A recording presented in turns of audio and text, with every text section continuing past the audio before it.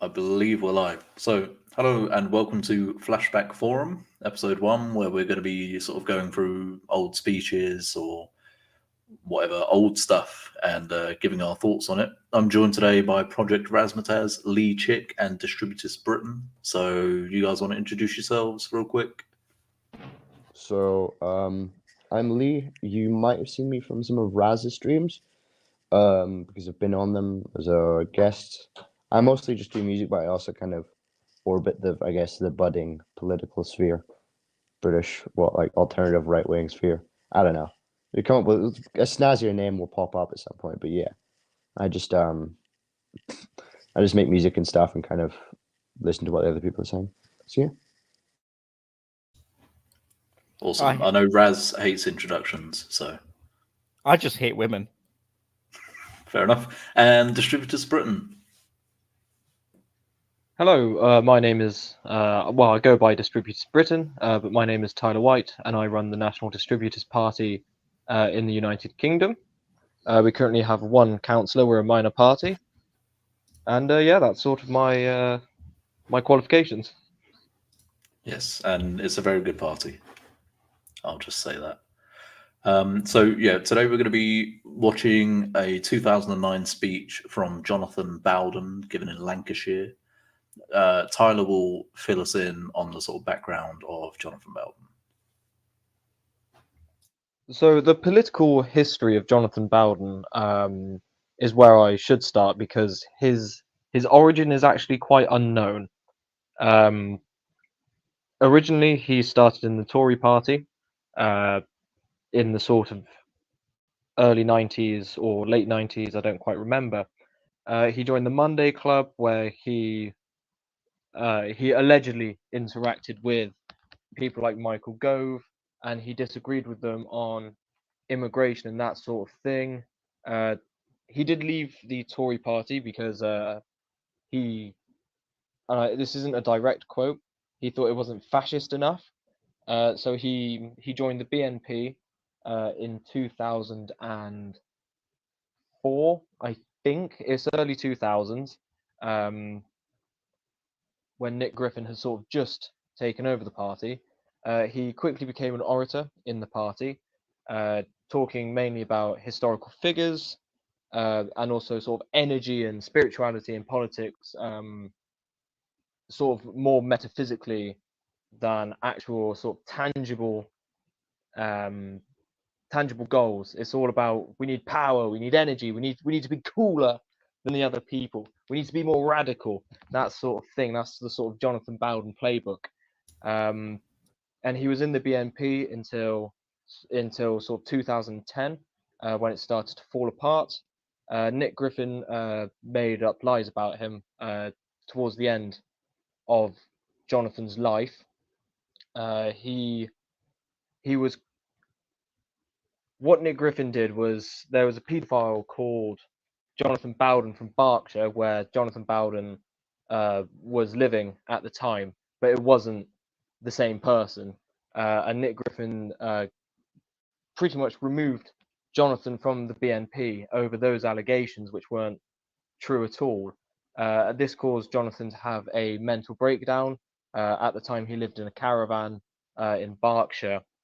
Um, and then for a year or so, he would appear on people like I've forgotten his name, but he was the sort of neo-Nazi of Richard Spencer.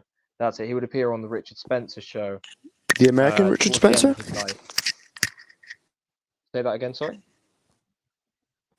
The American Richard Spencer. Yes, yes.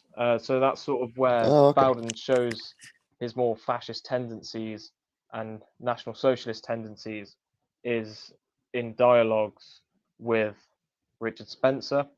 I personally disavow quite a lot of what Bowden says. He was a pagan and also just a fascist in general. But I do think that there are some things in his words that are of value to the sort of right wing scene nowadays. Bowden did unfortunately die from a nervous break, which caused him to have a heart attack after he was put into a mental facility. So do keep that in mind. This speech is very much towards in the midpoint of Bowden's political career, possibly the highest point of Bowden's political career as an orator. Oh, thank you very much for that. I didn't realise he left or got kicked out of the party in 2010. So that was literally less than a year after this speech was given. I didn't know that. Yeah, so it was sort of 2010, 2011, and then he died a year later. Wow, okay. I just have a few things to say just before we watch it, a little more context. So 2009, right? Brown is in power. It's not yet the Tories' turn to fuck everything up. Labour has been fucking everything up for how many years at this point? 1997 they were voted in. So 12 years. Labour had been fucking things up for 12 years at this point. The Tories would soon be their turn to start fucking everything up, right? Just recovering from the 2008 financial crisis. So that's just a little, context before we start, I suppose. So I guess without any further ado, we will get into it. And so you guys can just tell me to pause it when you have any thoughts, and I'll pause it and we can discuss. So let's make sure I'm sharing my screen.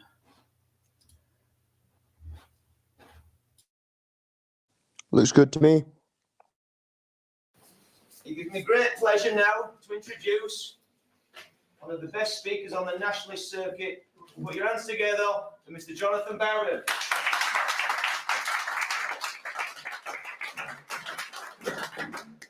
Right, well, thanks very much. I always talk about what's in the news, and I'd advise people not to necessarily believe everything they read on the site called UAF. Why does he look exactly what's like I would have imagined him to look like? He does, There's doesn't he? something so, I don't know, like fascistic about him. Like he's not the I guess the ripped like gym dudes of today. But this is like a very meek, mousy person.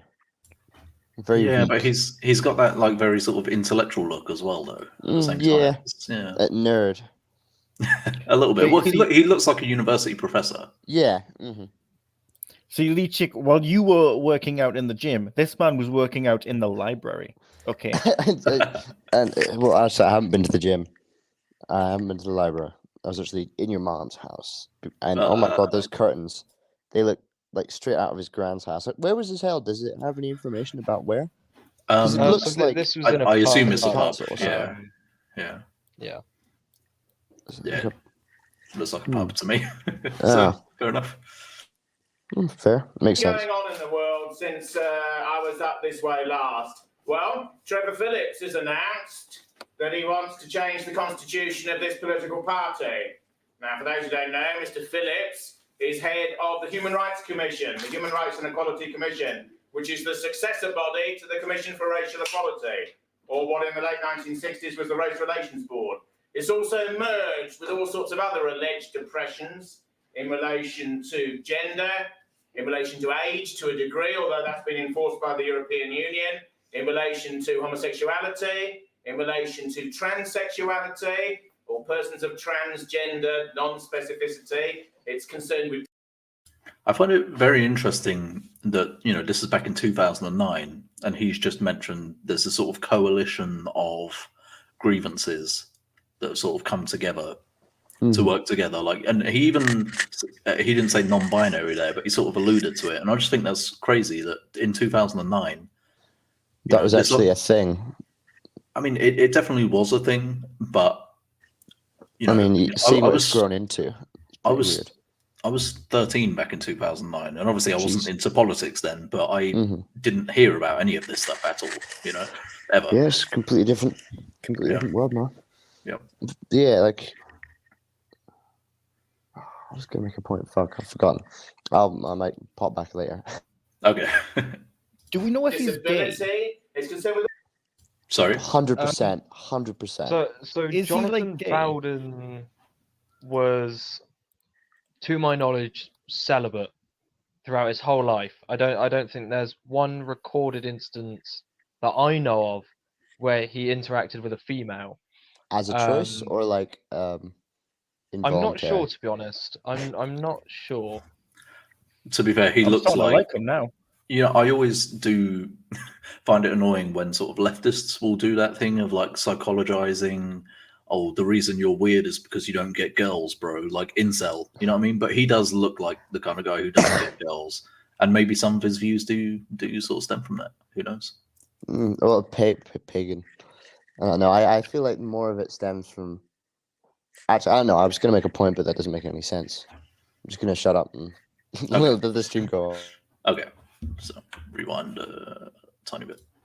Sexuality or persons of transgender non-specificity. It's concerned with disability. It's concerned with all sorts of things. It receives £100 million a year, this organisation, of your money. And Brown says that he wants to cut the budget deficit and he wants to reduce the overspend that he's spent to get us out of this recession. One thing I noticed throughout, like, almost all of the speech, he's rubbing his hands. And once I noticed that, I couldn't sort of unnotice it. So you guys have to notice that now. Hitler had a, not to call him Hitler, but Hitler had a very strong germophobia. Now, it could entirely, this is purely speculation, it could entirely be a case of he is used to rubbing his hands together as if to wash them clean of possible germs. He is a fascist, to be fair, which is similar to a National Socialist. That's true. I just thought it was an interesting bit of like body language that I just wanted to point out. Go on, Lee. I didn't realize Hitler was a germaphobe. I guess I shouldn't be surprised. He was. That was actually a sort of, I don't want to say a big part of National Socialism, but that was a part of it. They really had this like cleanliness, focus on cleanliness and getting rid of the disease, you know, that sort of thing. Yeah. Same with their food choices as well. I mean, I know he's a vegetarian. Yeah, that's true. Yeah. Yeah, actually, they increased animal welfare quite a lot. I remember reading about that in Horrible Histories. They'd put bells on the hunting dogs so the animals would have a better chance of escaping because they would hear the bells jingling. Yeah. The overspend that he's spent to get us out of this recession, which he's been digging away for the last 10 to 12 years. And I think he could start with the Human Rights and Equality Commission. Get rid of it all. Based. Have any of you been to like a Tory convention? I haven't. Nope. Yes, I have actually. I went to both Rishi Sunak's and Liz Truss's when I was sort of in the NDP and in the Tory party as well, because we weren't really running an election. So I thought I would try and nab some members and some donors while I was sort of at these events. Is this generally what they're like? Tory ones are a lot more flash for the cameras. You'll see them sort of posing on hay bales and that sort of thing. They're not done in pubs anymore. They're done in big conference halls. And they actually why would you let parasitic media in that are going to misrepresent everything you say? I don't get that. That seems like a recipe for poor thing. Have someone there on your, actually I guess it'd be like their own photographers and stuff, wouldn't it? Yeah, but with this, I feel like, you know, 2009, doing it in a pub. This is very much like a sort of small right-wing party thing, you know, doing it in a little pub somewhere. It's got the DIY element to it. Yeah. Like absolutely. even with like the flag that they have in the just next to the left of the curtain, so you can kind of see it. Yeah. But yeah, he said there about they've been overspending in order to sort of get them out of the recession, and he's saying get rid of the Human Rights Commission, whatever it's called, to save some money. I thought that was quite based.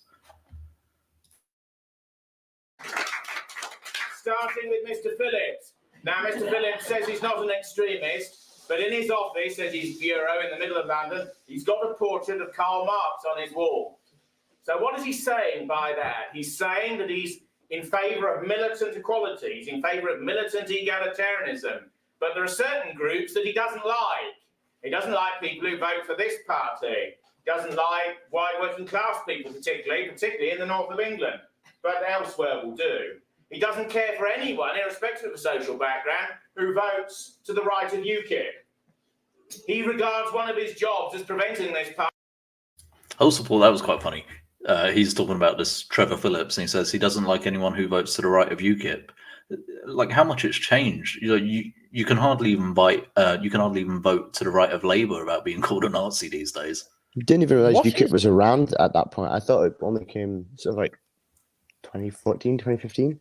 How long have they been around for before? At this point in the sort of history of different political parties and things, this is where the BNP peaks. And I think actually 2010 is sort of when the BNP peaks. They get their MEP members, or they've already got their MEP members by now. And then after sort of 2010, UKIP start to take the vote from the BNP as sort of like the dissident party, the acceptable dissident party. Yeah. Obviously, the BNP fell for a reason, and that's because it was full of shady characters. UKIP wasn't quite as much. Oh yeah, they didn't have the like, I don't know, they didn't have the Nazi stain on them in the same way that the BNP did. I've actually seen one sort of clip of Nick Griffin, who I really don't know anything about, so I can't say whether I like him or not really. But in the EU conference where he's talking, it's like the German woman or the Spanish woman or something gets mad at him. I don't know. What I saw was just one little clip where basically this guy is asking him, "Are you racist?" And Nick Griffin responds, "If you mean what I think you mean when you say that, then yes." Which I know what he's saying. He's saying like, "Well, you call anyone racist, so of course you'll call me racist." But the thing is, it's just choice of words. It's just not good optics. You know what I mean? You can't just say yes. You know, you have to. You have to work your way around it. Kind of like snake. If you're gonna go for it, you go for it. Or if you don't snake around it. No, I agree with that. Just say yes. If you're a racist, just say yes. If you're not, just say no. You're lying. Shut up. But even if you're not, just say yes for the power move of just saying yes. Stare them right in the eyes as you say it. Maybe put on a German accent, you know, go full in. But no, a question I did want to raise is, what is right of UKIP anymore? Well, UKIP's not even terribly far right wing, really. So there's quite a lot to the right of UKIP. But in terms of like parties, I guess I've heard. I don't really know anything about them, but there's this new party called Homeland. They're supposed to be like genuinely quite far right. Yeah, Angloid. So Raz's server's been going off on them. Homeland are founded by ex-BNP member Kenny Smith. I don't know much about him. He has actually messaged me before. He did alert the NDP to the fact that a journalist had submitted a request for public information on us, as they did with his party as well. So I don't know anything about them really, and there's that sort of ex-BNP stuff. But from him just doing that, I'm not gonna like say they're this and that because I don't know. But you know, he's done a small good deed for us. But if that's representative of the party and stuff, then I'm not. I saw a picture from, I think it's supposed to be one of the members. I don't know. I didn't see the actual account, but it was them like Sieg Heiling in front of a St. George's flag in the home gym in the garage. Oh, that's not good. That wouldn't surprise me, to be honest. So the BNP is a right-wing party, yes? I don't think they're together anymore, are they? So the BNP are still around solely to collect money from people's wills. That's all they're there for. So what's a socialist doing here? Who invited him? Sorry, socialist. Well, yeah, I mean, you said earlier that he was a fascist. So I'm sitting here thinking, well, hang on, why is there a socialist in my right-wing political party? Oh, I know what you're saying. Socialism and fascism are different, Raz. They are different. Oh, are we sure? They are definitely different, but that's a debate for another time, I think. Yes. He regards one of his jobs as preventing this party winning seats. And obviously he's having a bit of trouble internally and bureaucratically for many reasons. one of which was the return of 2 British National Party members of the European Parliament in the last European elections, one for the northwest of England and one for Yorkshire and There we Humber. go. That's the I'm very MEPs I was pleased to talking about earlier. And do you know who they were? Did they sort of achieve anything? Yeah. So one of them was Nick Griffin himself, Oh, right. and the other one was is a man called Andrew Bronze. He currently runs the British Democratic Party or British Democrat Party. He was actually in a movement called the National Socialist Movement with a man called Colin Jordan back in the 60s with John Tyndall as well. And he has National Front history and everything. So for the new sort of right wing, avoid the British Democratic Party. And I would say just stay clear of people who have history like that. Interesting. see the re-emergence of Mr. Andrew Bronze, who was the former chairman of an organisation called the National Front and has been involved in right-wing British politics for many decades. Yeah. He's giving a lot of sort of like background details and shit about people who we don't know and things we don't need to know. But as he goes further on, he starts talking more about ideas, and that's when we'll really kind of have a lot to talk about, I think. Now, Phillips and his clique are attempting to impose a constitutional change on this party that will open the door, allegedly, to non-white members. Now, he's been planning this for a long time. I think it's kind of crazy that as recently as 2009, you could make a party and be like, we're not allowing non-whites in. Well, freedom of association, man. I mean, that is one thing that I think he'll go into later, but there's one thing that Enoch Powell used to talk about a lot was, you know, we can be against people discriminating against people for their race or their sex or whatever, but you shouldn't make that a law because people have, you know, the right to freedom of association. And I see the point. Would you agree? It was first me. Well, that's something I'm trying to figure out. Because, you know, you end up with like that case in the US a few years ago where the Christian bakers were forced to make a cake for like a gay couple. And I just think, well, the cake. Yeah, bake the cake bigot. And I just think, why shouldn't they be allowed to say, we don't feel comfortable with that? You know, you can find another baker. I don't see why they shouldn't. I don't see why they should be forced to do that or sued for not doing that.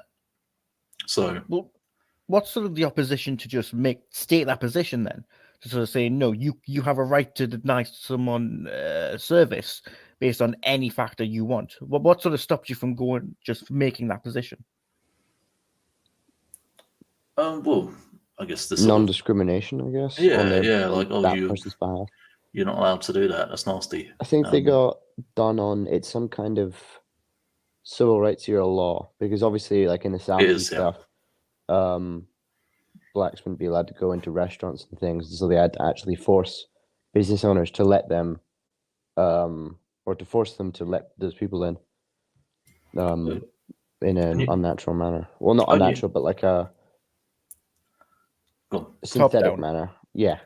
Well, they had, for example, when they got rid of segregation in schooling, they literally had to sort of force these black children onto buses and escort them to these white schools. Mm-hmm. With they sent in the National Guards to make sure no violence occurred. Yeah, obviously there were lots of people who were against that, and they all turned up and weren't happy about it. And like the police force and stuff was backing them. Well, it was both backing ways. The anti people. Yeah, I'm not too sure about the. I know. I mean, I studied it in modern studies last year, and it was on some kind of topic about like racial discrimination. So it gave us like the perspective of the kids, actually the black kids on the bus, but we didn't really get to see the other side much at all. Well, yeah, but obviously the white parents, or some white parents, would have been upset about it. But it wasn't so much about the police. The armed guard were there to make sure the black kids didn't get hurt or whatever. The armed guard were there to make sure that the white kids and the white parents were going to accept this. You know what I mean? Like, yeah, let them. No, you're having these black children in your school. You know. Exactly. Yeah. And I think, you know, the civil rights era law was, you know, good in a sense, but what it's led to has been quite detrimental. And obviously, it's led to a sort of thing where you're putting into law that we are all absolutely equal, which eventually sort of leads to, well, we're all equal, but black people who make up 5% or whatever of the population are only 3%. Should be more equal. No, but they're 5% of the population, but they're only 3% of CEOs or whatever. Yeah. Therefore, this is evidence of racism, because otherwise that number would be 5%. And so it shifts from a sort of, they have to prove that you're racist to you have to prove you aren't racist. Yeah, because it's just a given that you are. I remember seeing it was something to do with, I think it was an interview someone was doing with John Stossel, and he made the argument that the Civil Rights thing should never have, Civil Rights Act that forced people to supply or force people to not discriminate in who they would work with could have basically been avoided by just naturally over time. I'm sorry. I'm fumbling like hard. So there was an argument that they never should have introduced it because it would have happened naturally instead. Because if you're only like working with a small, or not a small percentage, but like a certain group of people, you're missing out on money that you could be getting from other people.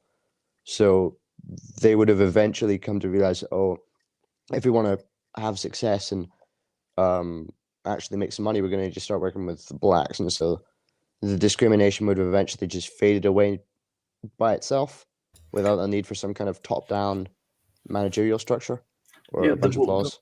The thing that I dislike more is the fact that, if you have a sort of medium-sized company or larger, you now have to publish I think it's yearly, like diversity report breaking down who your employees are by sort of race and by sex, blah, blah, blah. And like I was saying, if it ends up with, well, we have X percentage of black employees, but that's actually slightly lower than the population average, then it does become a thing of, why don't you have enough diversity, rather than, you know what I mean? Like I said, prove you aren't racist rather than we have to prove that you're racist. And I think that's that's an antithesis to this, the idea of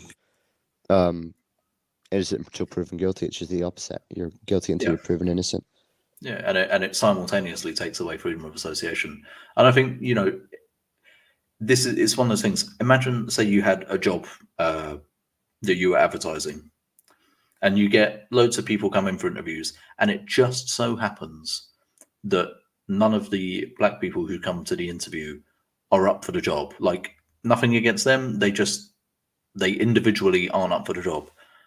But then it's like, oh, well, you've taken this pool of candidates and you've whittled it down to, say, like 4 candidates. You've got a list now. Everyone else has been said no, but you've said yes to these guys.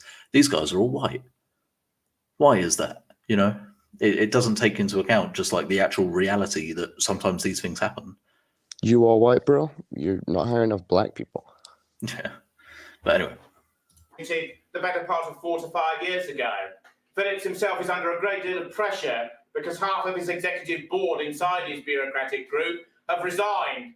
And there's lots of scandals over where the money's gone and over management practice and so on within this particular institution. It has to be said that a lot of these people fight in these bureaus like rats in a sack, even though they're pathologically opposed to what this country once was, to a proportion of its indigenous population, and to what it might be again. There's no need for Phillips, there's no need for his bureaucracy, there's no need for the boards and committees out of which they came, there's no need for these politically correct laws, and there's no need to change this party's constitution, in my opinion. I believe the members should decide the constitution, and it's quite clear what they've decided hitherto. It is understandable that one of the reasons this sort of weapon has been fired at the party is to drag the party into the courts, is to entrammel it in legal procedure where only the lawyers win, where you rack up a case of 80,000 and then you get the costs against you because the case has been prior arranged so that you can't win. So a bear trip has been dug out in the sand and the gravel before you, and like an idiot, like the charge of the Light Brigade, you go straight down into it. So there's a this man just accurately predicted Donald Trump's entire court case.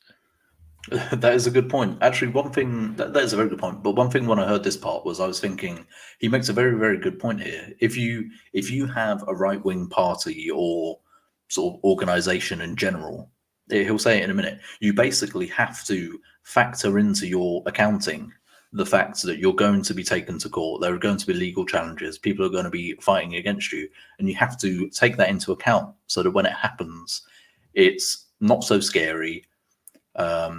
It doesn't sort of threaten you so much because you were more prepared for it. And I think that is a very, very good point. Any thoughts? Okay. The degree to which it's quite obvious people want to tiptoe around the side and not go down into that tiger trap and being broiled in the nets. I personally think, though, that the case ought to be defended at least the first time round. I don't think... Because he's saying, if you sort of have your right-wing party or your right-wing organization and you run into legal trouble and you aren't ready for it, you're not going to fight it. You're just going to give up immediately because you want it to be over, because you're worried about the costs, for example. He's saying if you're prepared for it in advance and you have the sort of cash put aside to go through these legal challenges, you put yourself in a much better position. And again, I think that's a very, very good point. Is it not true that when you win a court case, the person who was proven wrong has to pay for the costs, though? I think most of the time, but I think he's working sort of with the assumption that you're probably going to lose most of the time because the law is stacked against you. It's there is.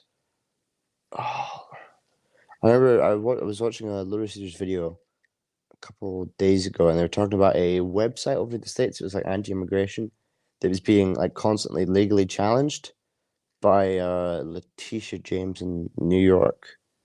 And they weren't able to actually charge me with anything, but they just kept hitting them with subpoenas, and it's basically just to sap them of money because they then need to get a lawyer to come in and kind of look through everything and get all the files ready and then show it to them or do whatever they need to change, and that ends up, running them clean of money, effectively killing them.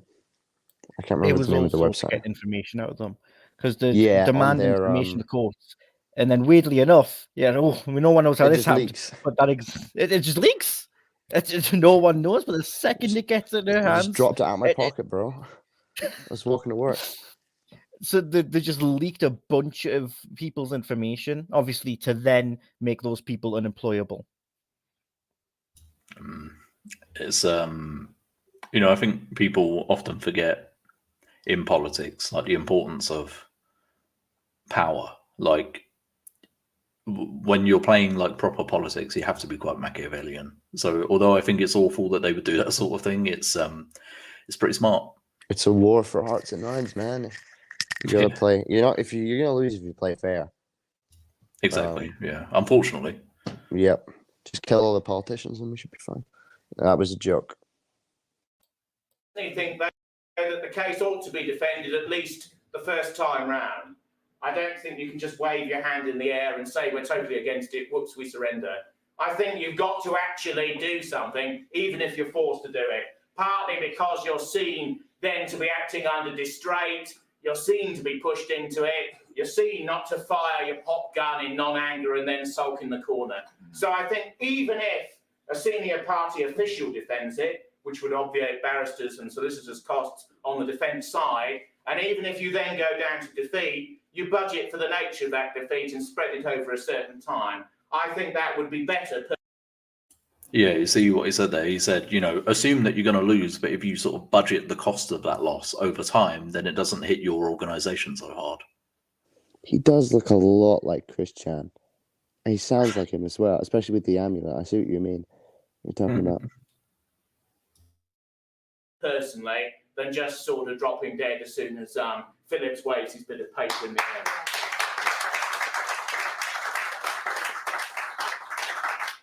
But make no bones about it, the case, various laws have been passed by New Labour since they came in 97. There's probably been 8 through 10 acts which deal with militant equality of various sorts. There's a degree to which anyone who speaks in public or semi-public in relation to this meeting now has to make sure that anything they say is well within the remit of all the laws that have been passed. This is why the language that people use I is, think just in as my a bit case of anyway, context is actually as well, to sort of how Jonathan Bowden speaks. He never actually written any speeches. He would just do it out of flow. From the eulogy of Jonathan Bowden, which is you can find it on YouTube, is by a man called Eddie Butler, who was Jonathan Bowden's best friend in the BNP. He talks about how Jonathan Bowden's sort of mind works when he's speaking. He would start with something. He would start with a topic at hand. So let's say I think this is the exact example. He would start with sort of like, oh, let's talk about Margaret Thatcher. Margaret Thatcher. Ooh, the wall. And then somehow get onto like corned beef and like, oh, I had corned beef as a child. And then it would just keep going and keep going and keep going, and then somehow wind its way back to the start. I think this speech is possibly a lot more structured than the average Jonathan Bowden speech. The Alex but Jones strategy. Yeah, very reminiscent of that. So prepare. I haven't listened to this speech before. I don't think. But I would prepare for like the midsection to just be pure waffle. To be honest, like bros yapping. Well, actually, no. yeah. So I watched it yesterday, and I think so far he's said a lot of stuff which is sort of only really relevant back in 2009. Although, to be fair, he was saying about New Labour has brought in 8 to 10 laws. What was it? He said like imposing militant equality, which is true. But as we get further into the speech, like I said, he starts talking a lot more about ideas, and that's when I think we'll really have like stuff to sort of react to and discuss properly. So sure that anything they say is well within the remit of all the laws that have been passed. This is why the language that people use is, in my case anyway, is abstract to a degree, and it has to be. The point of these laws is to prevent people speaking emotionally or from the heart about. I think this is a very good point. The politicians understand that obviously a lot of working class people don't really have the tools to talk about the problems that they face in this sort of abstract, airy, philosophical, academic way, right? And so they sort of resort to, I'm pissed off with how many fucking muzzies are in my area, you know what I mean? That sort of shit. The And Tommy so, Robinson events. Yeah, the sort of football lad. And so he was just saying there, they made it so it's very, very difficult to talk from the heart about these topics. And I thought that was quite a good point. You do have to be very careful how you navigate these topics. You have to be very careful with your words and sort of how you say it, which restricts this kind of conversation only to people who are able to express themselves properly.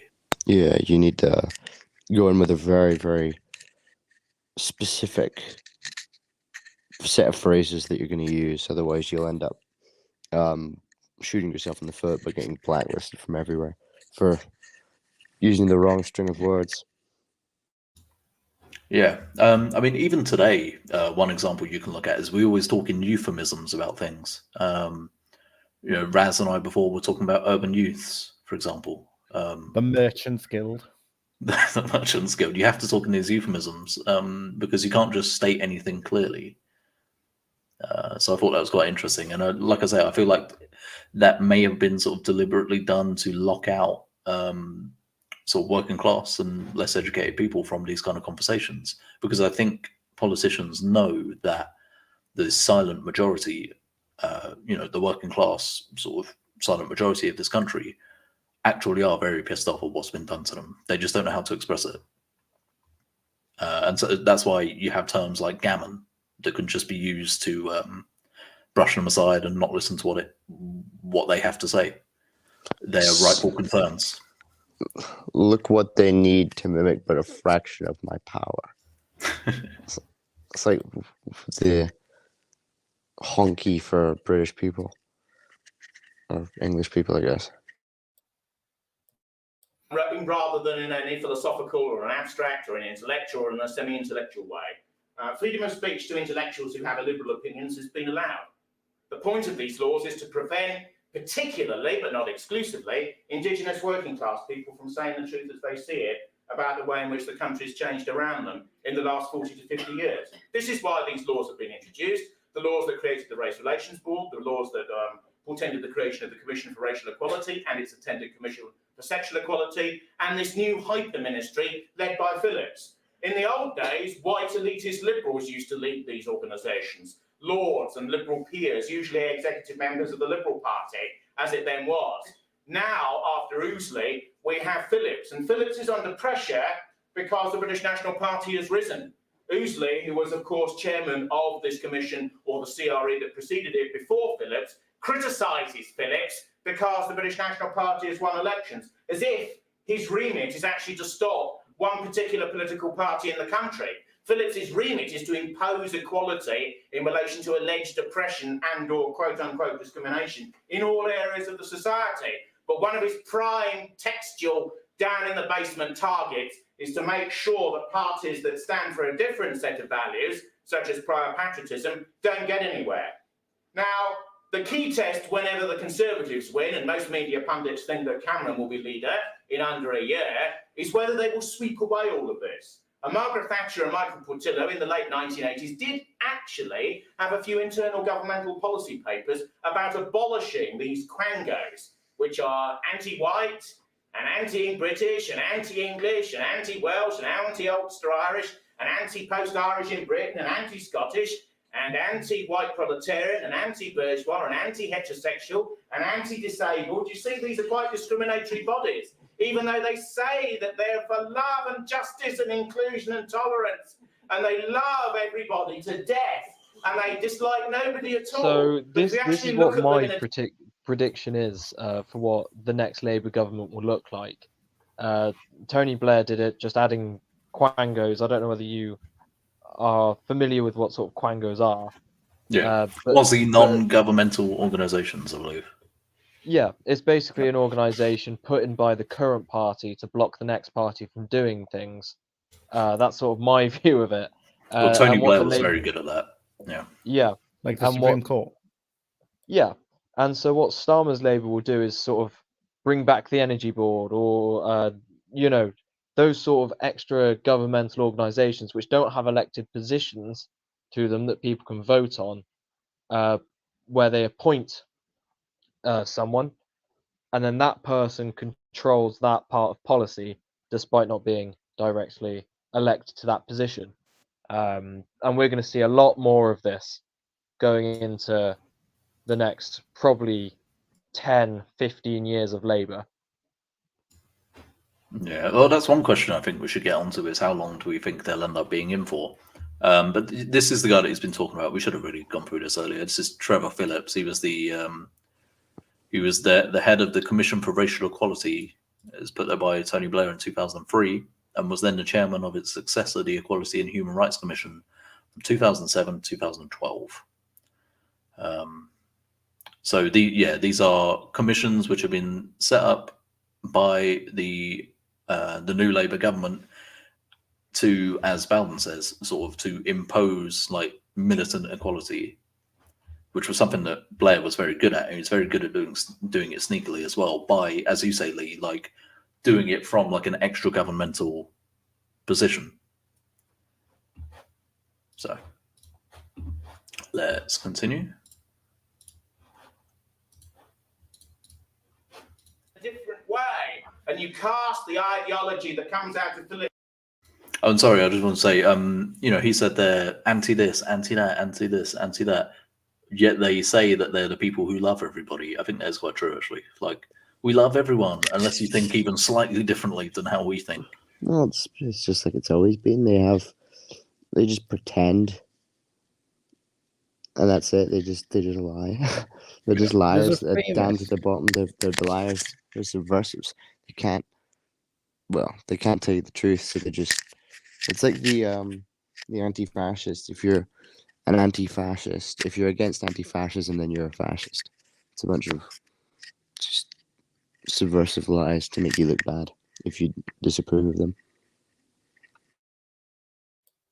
There's a famous quote that I always go back to, and it goes, It's from a very famous socialist, and he says, "My principle is to win as a socialist." Now, he was saying this in reference to people saying that we should act through our morals, and if we lose, we lose. His response, of course, was saying, no, we will not act through our morals, we will win. And I think that definitely goes to back up what Leachik said about how they will just lie, because they have no principles except for the principle of winning, which I feel like it puts us in a massive disadvantage, because obviously Eternals are Catholic, so his principles would sort of prevent him from going. Sorry, Anglican. I'm an Anglican, sorry. yes. So his principles would restrict him there. Obviously, I'm a big fan of English tradition, so that would prevent me from doing a lot of things. Whereas they don't have the same issue, which brings a massive. It puts us in a massive disadvantage. They're moral wanderers. They just follow whatever will get them the most success and power, be it religion, political ideology, anything that they can use to get just a shred of superiority over normal people. They'll take it and they'll run with it I to think the day they die. It is difficult because, like you say, Raz, and I think we've spoken about this before, but the left kind of has no scruples. Like, they have no morals. They will literally just do whatever they have to do to win. Well, their Whereas morals we are on the ever right, evolving as progressives. They never have. They don't have a set of moral values to fall onto because they're always changing. well, I think their moral values sort of change in order to oppose whatever the standard in order is. to justify whatever it is they want to do.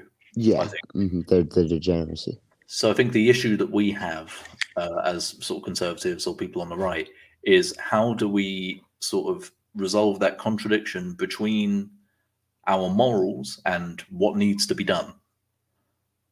I think that's a very, very difficult question, and it's one that we're going to have in coming decades. Yeah, 100%. Bureaucracy in a different light, you realise that they have groups to which they're antagonistic. They have individuals drawn from those groups to which they're even more antagonistic, and they wish to deny such persons freedom of speech. Now, earlier in the 20th century, our fathers and grandfathers were told that they fought.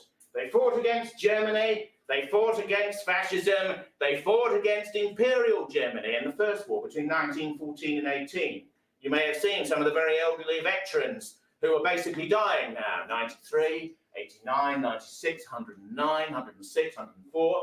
As these men went over the top in 1914-18, in Flanders Fields, at the Somme, at Passchendaele, at Ypres and elsewhere, were they fighting for tolerance and inclusion? Were they fighting for Mr. Phillips to impose his bureaucratic remit upon future generations of this country? When men got out of their tanks and fried an egg on the side of it in the North African desert in the Second War, were they fighting for tolerance and inclusion?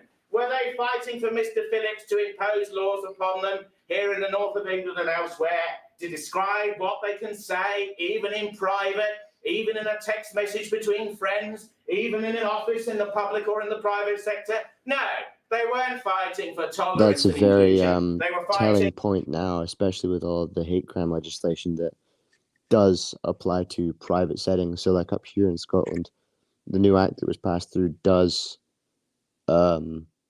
include like private comments. So if you're in your house and, I don't know, your roommate doesn't like something you said and so reports you, that is like that will be investigated, even if it's not like in a public forum.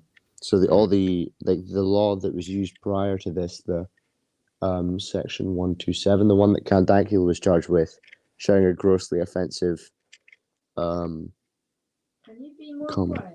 Yeah, just will do. Sorry. Yeah, so the section 127 before only applies to like internet content. So if you said it in person, you wouldn't face the same, I guess, problems. However, now that has been changed. Apologies. That's okay. But but it's true. It's no longer, originally it was mostly about sort of businesses and you should serve the black guy who comes into your shop, even if you're like incredibly racist. You should still do that because it's just, I mean, you have the right not to, but you should just do it. Like, just serve him. You know what I mean? But when the law goes from forcing you to do that to actually saying you're not allowed to think your thoughts at all or express your Within your own feelings, home, even in within all your own places. home or in a private conversation with your friends, that's when it starts to go much too far. Exactly. This is part of the problem that I've seen before with the sort of anti-racists and also with the feminists is originally you're fighting for equality. Like the first wave of feminists were fighting for legal equality. We want to be seen as being sort of legally equal to men. And eventually they achieved that. So great, brilliant. The second wave of feminism was, well, we want, equal pay. We want to be able to, get good jobs, that sort of thing. And they ended up achieving that. And now third wave feminism, or I guess we're kind of maybe moving into fourth wave now, but third wave feminism was we want social equality, which unfortunately is never ever going to happen because people are going to have their opinions. Like if you've already got legal equality and you've got sort of like workplace equality and that sort of thing, social equality never going to happen. It's meaningless. You can't force people's opinions to change. It doesn't work. Well, it's the slippery slope with all of this stuff. It starts off as a very, I guess, a positive thing. Like, I guess you could say the very like the initial, I guess, homosexual emancipation stuff back in the, I guess, the 60s, where, oh, well, why do you care about what happens in the privacy? Why do you care about what happens in our bedroom? It started off as that, and now it's, I should be allowed to run naked through the streets in front of your children, and if you disagree, you're, some kind of vicious, hateful neo-Nazi who deserves to die. It's the slippery slope, and it's only going to get worse from here. Well, that's one thing. I hate it how the slippery slope is seen as a fallacy because it isn't a fallacy at all. It's exactly what happens, and you can see it happening in real time.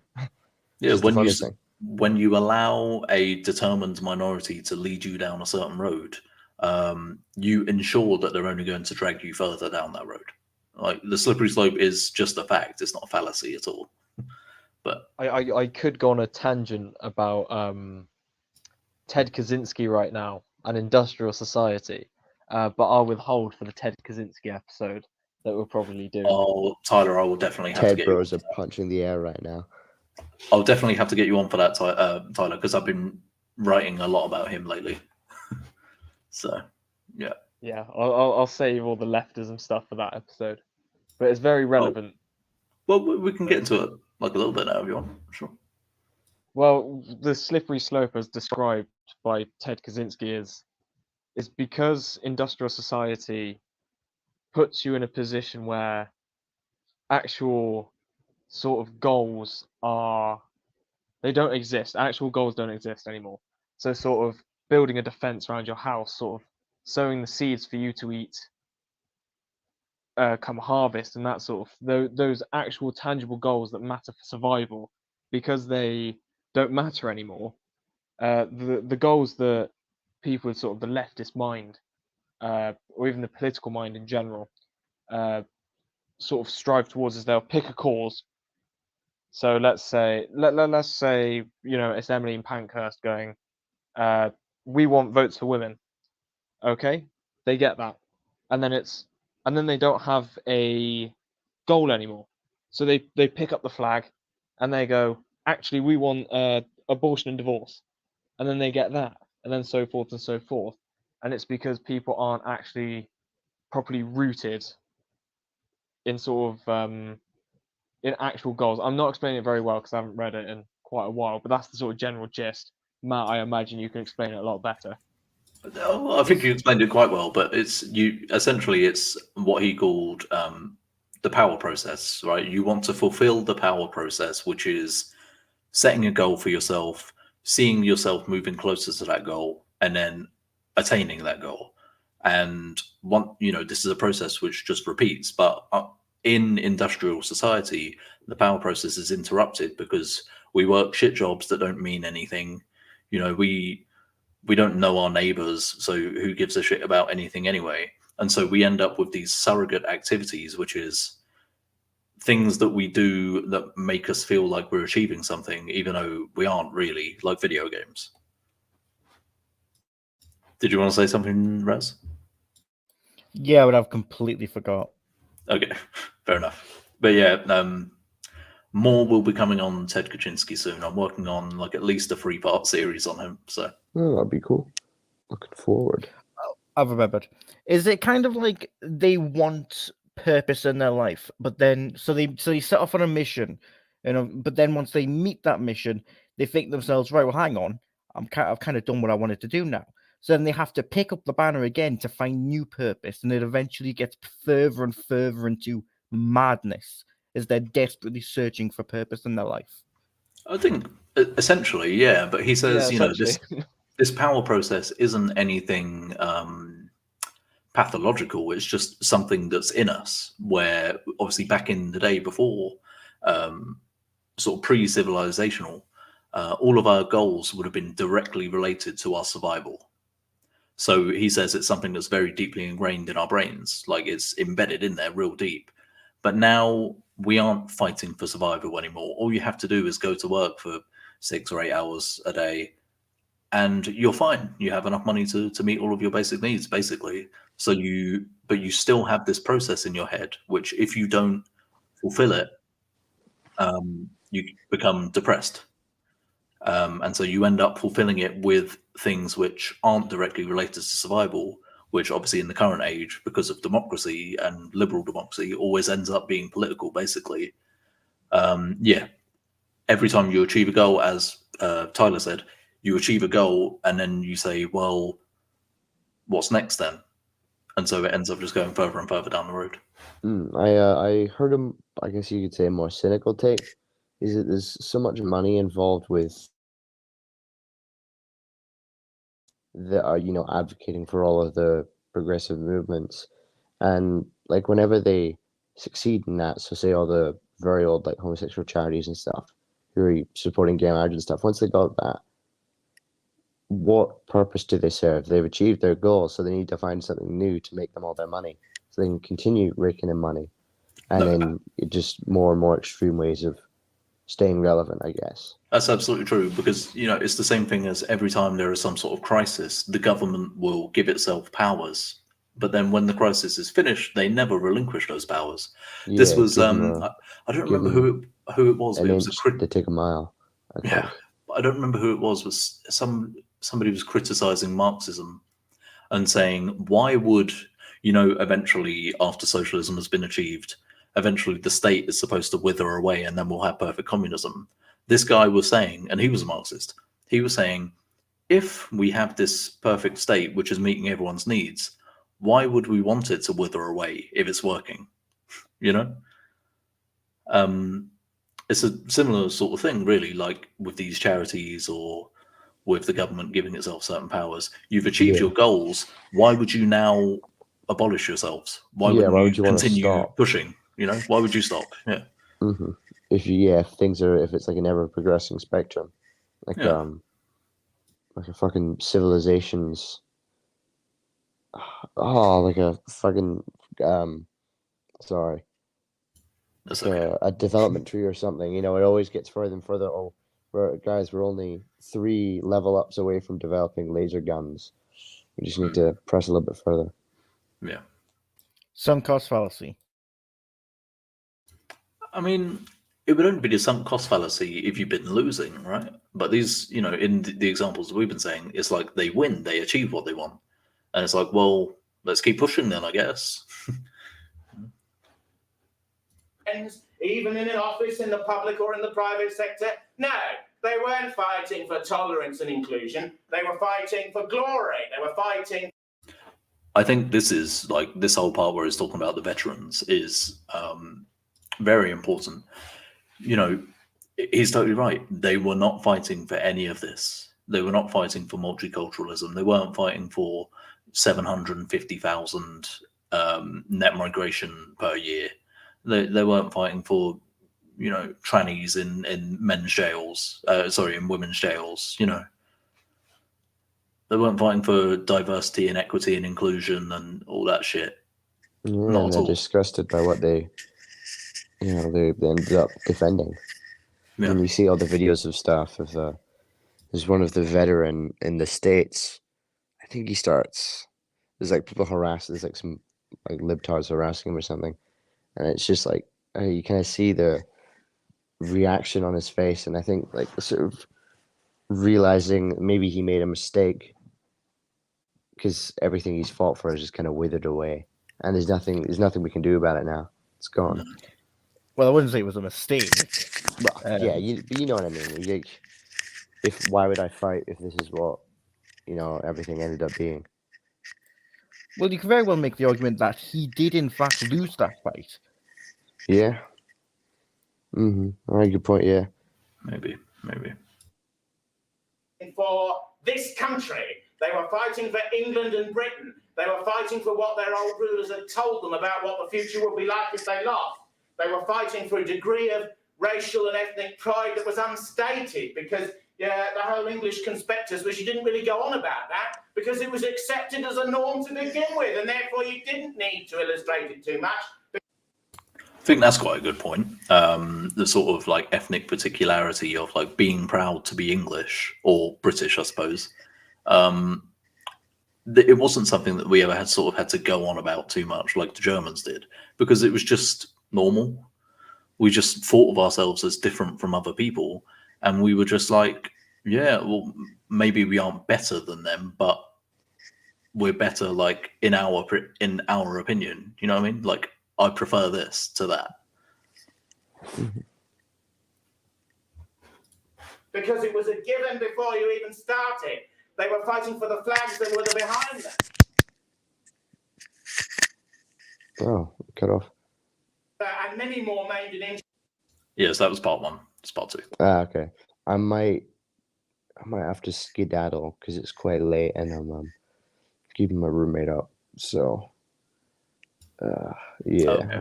Okay. Sorry, man. Well, No, I'll try and stay longer next time, but it's just kind of a bad time right now.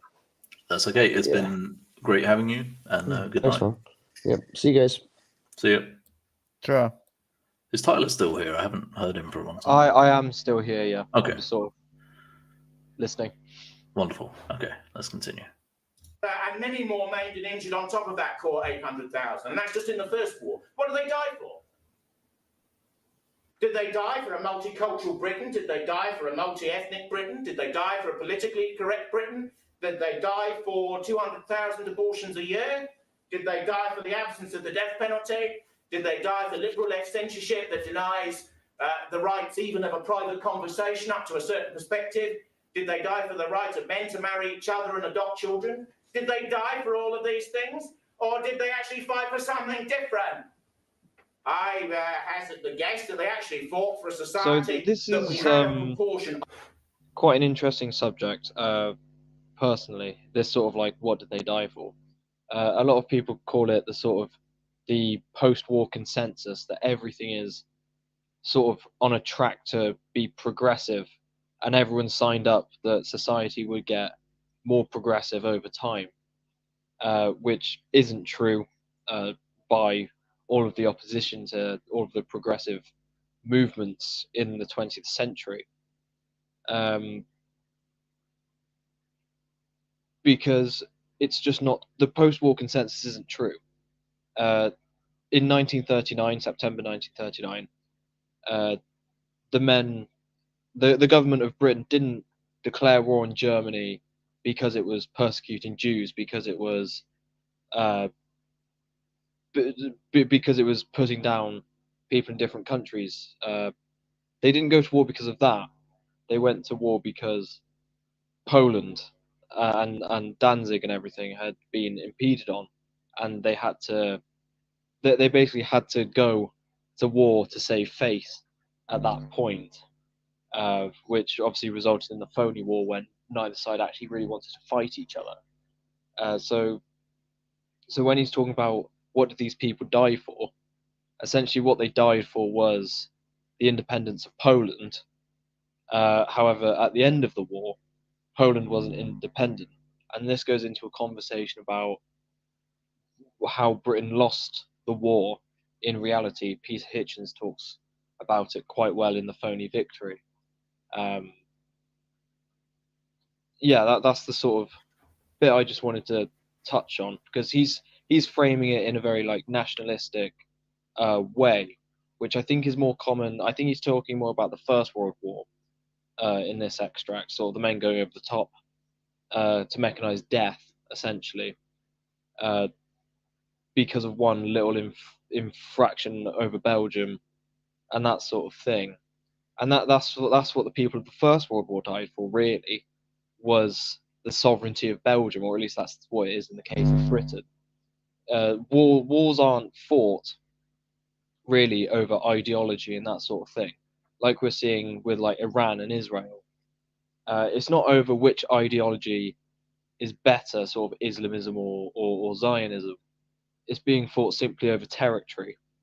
It's never about ideology. The people don't go. The propaganda will tell you that the people went over to fight for freedom and this sort of thing, but the tangible thing that they're fighting for is usually the independence of a country, or so it would be the war that is probably coming of Iran and Israel will be over the territory of Gaza and keeping that autonomous. It's not actually for different ideologies, if you get what I'm trying to say. Yeah, no, absolutely. I think you're right. Like, the idea that the men who fought and died in World War II were just like so passionate about fighting. They were such passionate anti-racists, that's why they did it. I mean, it's nonsense. That's not what it was about at all. You'll see a lot of a lot of leftists who call themselves like anti-fascists will sort of, in a sense, try to co-opt the World War II soldiers by like, they were the anti-fascists, and we are a continuation of the anti-fascists, and you're basically Nazis, which I think is crazy when they try to sort of twist it like that, because those men would look at you and be like, what the fuck are you? They wouldn't recognize themselves in you at all, because you're different. Very, very different. Well, it's entirely a publicity stunt. I mean, realistically, in the war, they were the Nazis. But then the Nazis lost, and they thought, well, hang on, this looks pretty bad. So we'll claim to be the winners. That's all it is. It's purely an sort of optics move, which is very important for leftists. You'll notice they're constantly talking about optics. It's kind of their substitute for morality, really. Well, yeah, because they don't believe in morality, but they do have to portray themselves as moral. That's true. But which has now been dipped down to such a degree that even to mention it is incorrect, is transgressive, is anti-system, is mentally criminal, or treated largely as such. This society was once relatively free of drugs, never free of crime, but freer than it is now. Look at the centre of some of our cities like Birmingham and elsewhere, England's second city. In the centre of Handsworth, in the middle of Birmingham, criminal gangs control large parts of the economy there. There are two gangs in Handsworth, both Afro-Caribbean gangs. One's called the Johnson Crew, and the other's called the Burger Bar Boys. They're gangs. They have buildings in the centre of Handsworth. These aren't just lads sort of skulking around in car parks. They own property. They have criminal mafias. These things are developing in our cities, fueled by the drug economy. 1 in 4 youths between 16 and 25 is now unemployed. This country is technically bankrupt, despite the actual coin that seems to be still in people's pockets.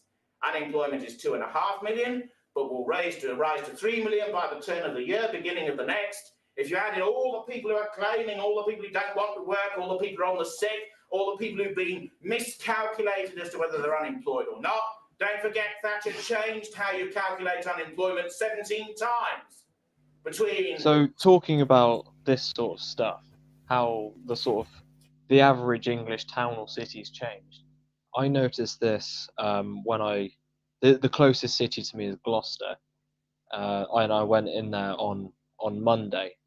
I noticed, I think that everyone notices that all of the shops are starting to shut, and nothing's replacing it, unless it's sort of like a vape shop or a Turkish barber, or some variation of fast food is replacing it.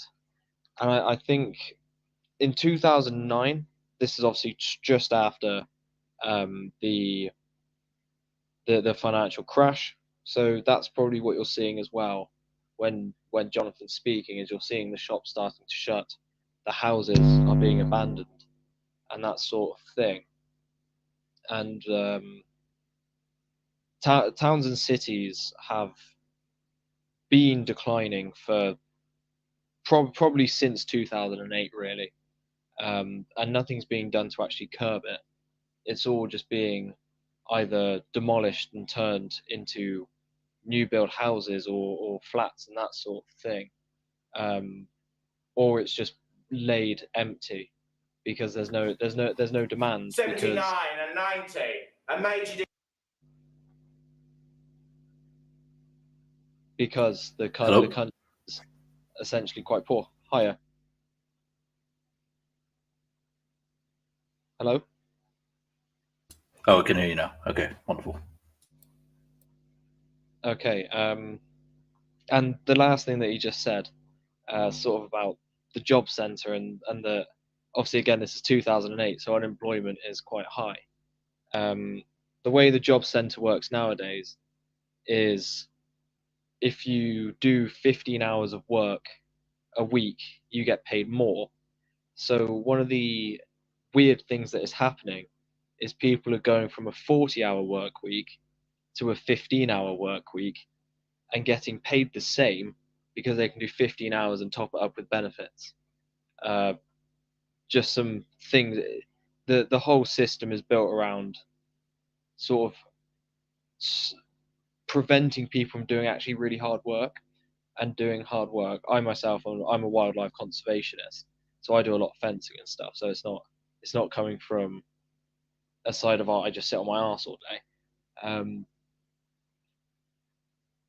Yeah, the job centre prevents people from going out and seeking labour jobs. I genuinely think that's one of the issues with the country, is people don't want to do the labour jobs naturally because it's labour intensive and it can be exhausting.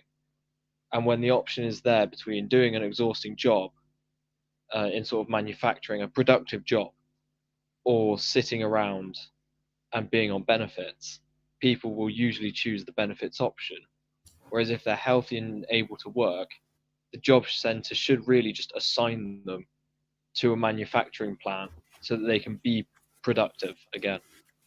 I think part of the problem is you were saying people don't want to do labour jobs because they're like exhausting. I think part of the problem is the sort of latent like nihilism in England. You know, the sort of this bleak outlook that we have, where I assume a lot of people just think, what's the point? Who cares? Why would I exhaust myself on some stupid building project that means nothing to me? I don't give a shit. They would, you know, because they don't feel this sort of sense of community. They wouldn't see it as building towards something or contributing to something. They would see it as working my arse off for 8 hours so that I can put food on the table. And why would I do that when I could just go to the job centre and put food on the table that way? You know. Whether they're unemployed or not. Don't forget Thatcher changed how you calculate unemployment 17 times between 17 times. 79 and 90. And Major did nothing to change it, and Prescott and the others screamed and jumped up and down in the House of Commons, but they kept those statistical analyses when they came in 97. So unemployment is well over 3 million now. And don't forget, at least 1 million Polish people have gone back to Poland. So there's a degree to which there's a certain element of unemployment has sort of been farmed out. They came because of EU laws that permitted such travel by persons across European boundaries in the last couple of years when the economy was booming. But was it really booming? Or was it just a trash capitalist boom fueled by debt? You got up in the morning and there were 3 new credit cards on the map. 0%, buy now, Can you pause? worry later after... I want to notice how he talks about capitalism as if it's a negative, so that he'll go back to sort of whether or not he is or is not a socialist. Well, the thing is, I mean, I was speak for myself, but I think Tyler would also sort of identify as broadly anti-capitalist. But I'll let him sort of expand on that in a minute. I don't consider myself a capitalist personally, but I'm definitely not a socialist. So. Very much the same here. Obviously, distributism incorporates it's capitalism on a smaller level, and it keeps capitalism at the smaller level so that it doesn't evolve into the sort of mega corporations, the global system that we see today. It keeps it more village shops, the person that mum and pop shops, I think they're called in America. We would just call them, the local businesses. Keep it to that level where a business can't go outside of the UK, and businesses from outside of the UK are restricted when trading in the UK, and trying to keep it as to the smallest unit possible. So I'm not anti-capitalist. Although I would, it comes under redistribution of wealth technically, but it's more redistribution of the capital to start businesses, because the capital is hoarded at the top with the global mega corporations. That's where the big bank accounts lie, and the capital to start new businesses and new opportunities. Whereas that needs to be transferred to the sort of more middle class and bottom upper working class, to foster opportunities and bring people up that way. Yeah, no, absolutely agree. Absolutely agree. I think for me, it's about national independence and national self-sufficiency, but also, like, realistically, we should have self-sufficiency on like a county scale, right? Or I mean, even on like a village scale, or a collection of villages. You know what I mean? I just think the smaller scale you can have self-sufficiency, the better, and we should be aiming our efforts in a direction that sort of makes that possible, rather than staying trapped in this like global interconnected web where everything's intertwined, and some tiny problem somewhere on the other side of the planet is going to really adversely affect our supply chains, and we end up with no pasta on the shop shelves or whatever. It shouldn't be like that. That's where I come from, anyway. 6 months, the APR is 29.5%. Do you remember all those letters and all those? Actually, you know what he was saying here? I'll just play it again. 0%. Buy now, worry later. After 6 months, the APR is 29.5%. Do you remember?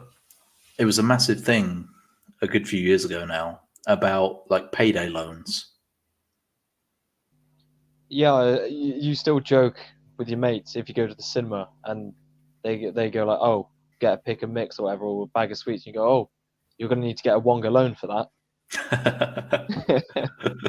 But you know what he's saying there about everybody was sort of optimistic because there seemed to be growth and unemployment was down, but he's saying that was a lie. Like unemployment, apparently Thatcher changed how they measured unemployment 17 times, and everybody was buying all of this new material stuff on credit, because of these sort of predatory deals where 0% for the first 6 months, but then it's 30%, at the end of that 6 months, payday loans, that sort of thing. So I guess what he's saying here is like all of the sort of optimism that people had up until the recession was based on lies, and that is kind of part of what led to the recession, because people were being lied to and being deluded. Essentially, it is the boom was built on the back of usury, where people don't quite understand what they're getting into. It is the bottom text of the Wonga advert where it goes, oh, you can get 50 quid same day, and then in the bottom it's 99.9% APR every month or every day after that point, which then buries people in debt. But you just keep borrowing and you keep borrowing because you're told that these are really good deals and things, and it's all how banks make money and everything. And I think that's what Jonathan's more against, is sort of how the sort of bad bits of capitalism, like the usury, and sort of having to persuade people to put themselves in quite perilous situations financially to be able to, in air quotes, grow the market and make everyone more successful and stuff. I like that you called it usury there. I think that's pretty based rather than just calling it interest. I like that. But no, I think you're right. You know, a big part of the problem with capitalism, I assume in his opinion, and I think probably in most fascists' opinion actually, is they would probably agree that the idea of making money from simply owning capital, but without actually inputting anything yourself, without actually adding any productivity to it yourself, is wrong.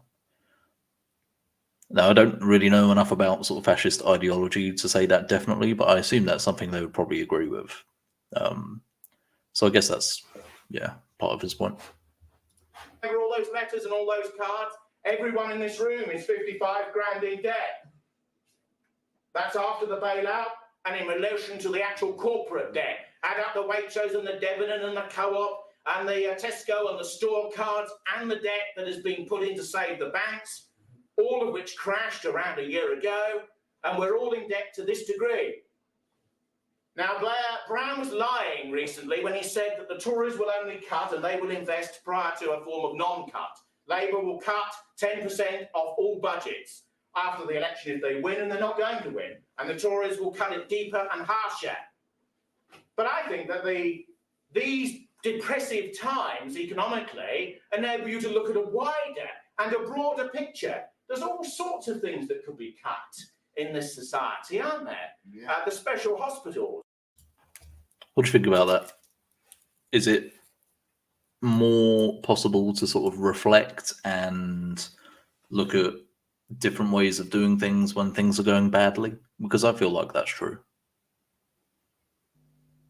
It harks back to like the situation right now. We're in the sort of same position where despite the Tory austerity of cutting everything, we're still running a huge national deficit in spending.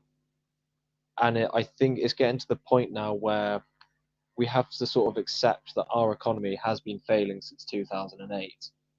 And we need to, I think the news report or something was, in 5 years' time, by the sort of end of the next parliamentary term, as a country, we'll be poorer than Poland.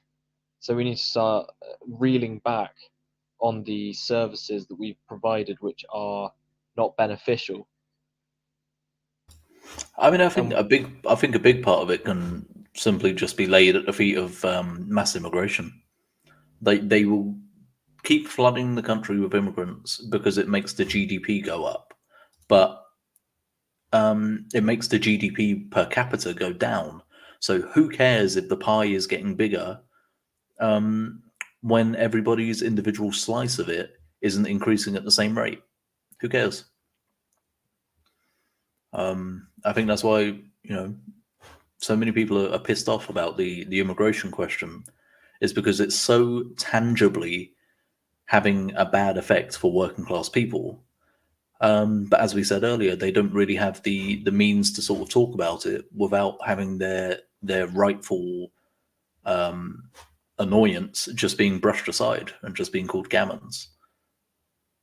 Britain's economic situation, I think a lot of the downsides of it sort of come from this mass importation of low skilled workers. When we have enough people on our own who are unemployed, you know, yeah.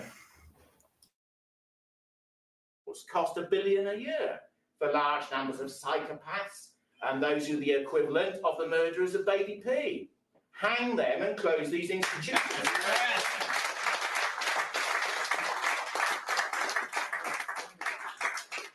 Get rid of every politically correct item on the governmental agenda at local level, multiple language translations at the regional and sub-parliamentary and devolved level, similar sorts of bureaucracies, Phillips's bureaucracy at a higher level. Get rid of all of the panoply of EU laws and regulation. that restricts business, that denies the rights of English and British people to do what they want in their own country. Leave the European Union, which frees you from an enormous sort of forest of laws and which enables you to decide again who is British and who is not, who is English and who is not, who is patriotic and who is not, who is in favour of the country's development and who is not, who has the best interests of the society at heart and who in turn does not.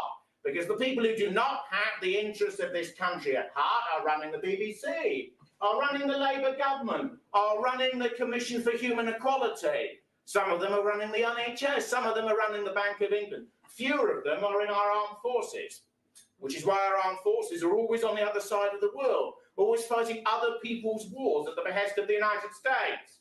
Michael Portillo was asked in the 1990s, and he was Defence Minister, which is an important post in a Tory government to a degree, unlike a Labour government, what's our foreign policy? And he once replied, we don't have a foreign policy. It's decided for us by the United States. And the United States in particular, amongst many other initiatives all over the world, even though it's in radical decline, is obsessed with the fate of a particular society in the Middle East. And is determined that it must be defended at all costs. And we've had a war tangentially in Afghanistan and ruinously in Iraq in relation to a proportion of those measures, putting it as moderately as possible.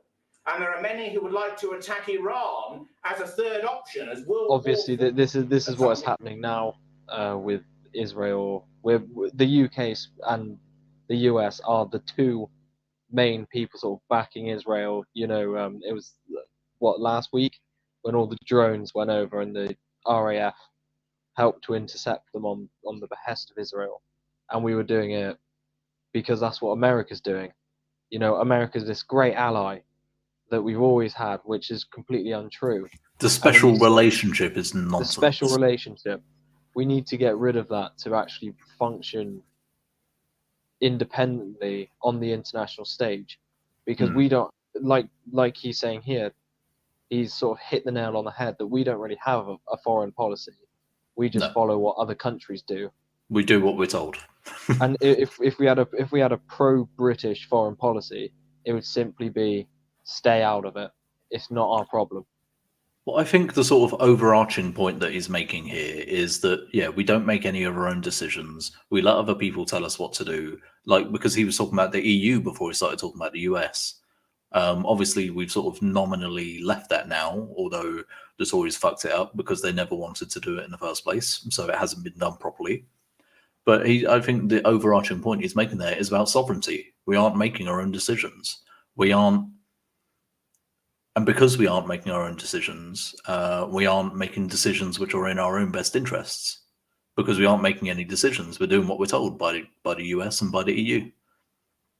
And I think part of that unconfidence comes from the loss of the empire, which was caused by the USA.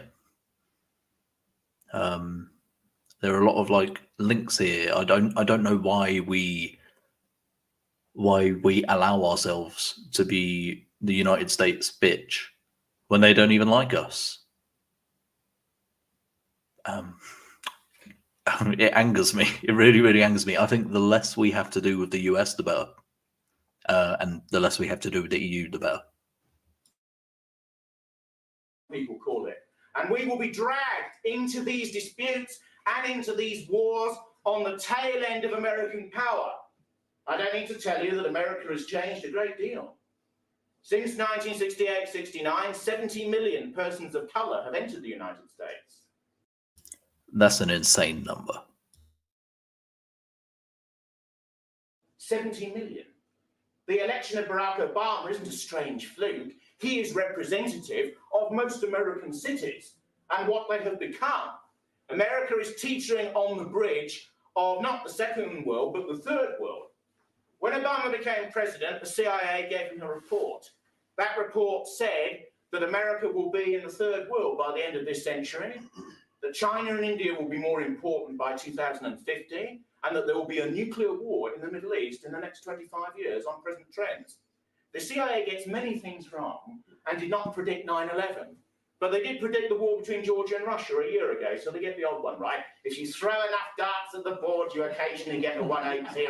You see what I mean? But Obama is typical of what that country has become, and we are such an Americanized society now. Look around you, in the country and the culture as a whole, that what often goes there happens here. The gang culture, which I mentioned in Birmingham, proliferated in Los Angeles and other big cities in the United States, has come here after a lag of 10 to 20 years. Mass abortion, civil rights. But really, though, can you think of any other country on Earth which has negatively impacted English culture in the way that the United States has? Because I can't think of one. I'm trying my hardest. I can't think of one. But like the gang culture sort of stuff that he's talking about, this sort of like kids from some tiny village called like Upton Scudmore will pretend like they're in the Bronx. They'll be listening to their rap music. They have like their puffer jackets on with their big blade breath. It's like, bro, go plant some potatoes. Go and just like do something productive. Go mess around in an orchard or something. Like you live in the countryside. You're not in gangland. You know, that's one thing that irks me about Americanization is this sort of these people who have rejected what being English is really about. Yeah. Well, this is one reason why I said earlier that I hate socialism and I hate fascism, and equally I hate liberalism, because I think liberalism has done the damage that's been done to this country over the last century has been at the hands of liberalism, specifically like American hegemony as well. Just look at, for example, like town names in England. You brought up town names a minute ago, or street names in England. A lot of these street names and town names, when you look at them, don't really make much sense. It's because they're so old that we've forgotten what they mean, because England is such an old country, whereas the US is not an old country, and a lot of other countries aren't. Germany, for example, is not an old country. So a lot of their street names and town names, somebody sat down and decided this is what we're going to call it, 100, 200 years ago. So they don't have this depth of history that a country like England has. I think the US, because it was made up of people who sort of ran away from Europe to start this new colony, this distinction between like the new world and the old world. I think a big part of the US project has been to destroy the old world. Just look at the way they stole our empire from us, for example. The denazification efforts in Germany. If you know anything about that, you'll know it went much, much further than it really had to, in order to basically crush them, like psychologically. I think, a big part of the US project, like I say, has been to destroy the old world, because they believe so strongly in this liberal ideal, and they feel the need to impose it on everybody. But, this is the reason why our culture has been destroyed. This is the reason why English kids don't even really sound very English anymore. They speak with all these Americanisms. This is the reason why urban youths,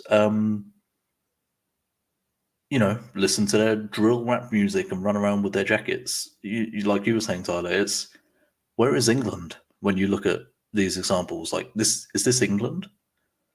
You see these videos on YouTube of, urban youths stabbing each other, and it's like, wait, this is England? Rights for minorities. Go on, Tyler. I was gonna say we should create like an infographic where like it's like the red squirrel, sort of like reducing into like the pockets of the Highlands and stuff.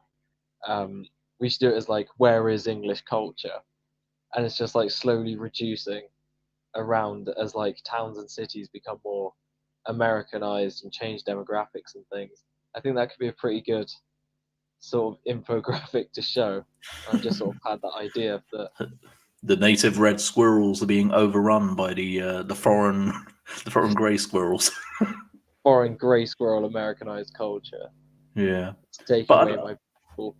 but I don't know. Like, what do you think, Raz? What do you think? Like, what do you think of what I just said about liberalism? I think it's just as bad as socialism and fascism because it's, just to sort of reiterate my point again real quick, it's destroyed our culture, it's destroyed our demographics, it's destroyed our economy, it's destroyed our place in the world. It's slowly destroying this entire country. You've admittedly got us a really bad time to answer that question, because I was talking with my co-host about it, and I'm very undecided on it. Obviously, last time we were on stream, on, I think it was your channel actually. I was very in support of liberalism. I was like saying, yeah, liberalism's great. All right, let's try and calm down. But because he made the point that liberalism was sort of the making of English traditions into a universal law, and I kind of realized, well, hang on, these people are savages outside of this country. And so they don't really understand it because it's a foreign concept to them. Obviously, Germans are a foreign concept to us. Well, German beliefs are foreign concepts, not the Germans themselves. We understand the existence. But it's very much foreign beliefs being enforced on people who have no understanding of it. And so obviously they bastardize it. I mean, what else are they going to do with it? So, admittedly, you have caught me in a very bad situation to answer that question. So I can't answer it perfectly. But that's sort of the train I'm going with at the moment. No, that's fair enough. And I think it's very good that we change our minds on things. That's one of the most important things, I think, is to sort of be open to hearing arguments and changing the way that you think about things. Tyler, your thoughts? My thoughts on liberalism are fairly close to yours, as I believe you're a distributist as well.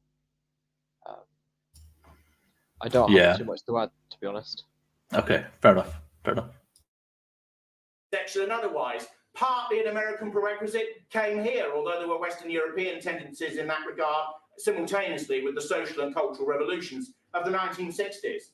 The pressure to conform to international bodies, such as the EU and the United Nations, and to push us in various ways, and deny nation-state sovereignty, so that we can't make independent decisions about our economy and about our military usage.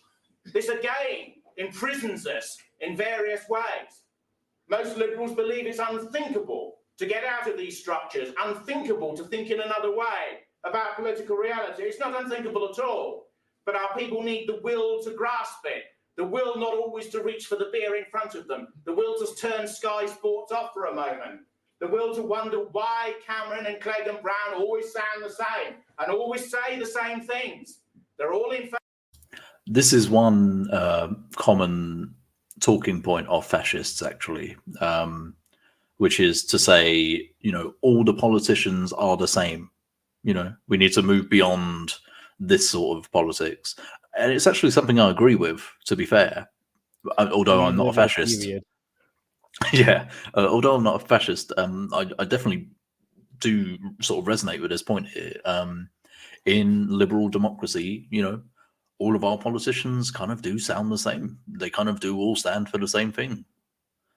And it's something we kind of should move beyond. I would like to go in a different direction than I think this guy would like to go in, but I agree with the sentiment.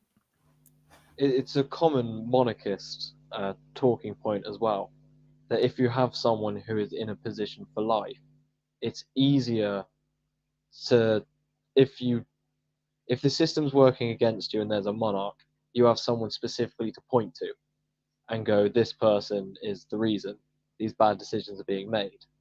Whereas with democracy, it's lots of different little parties fighting for that position.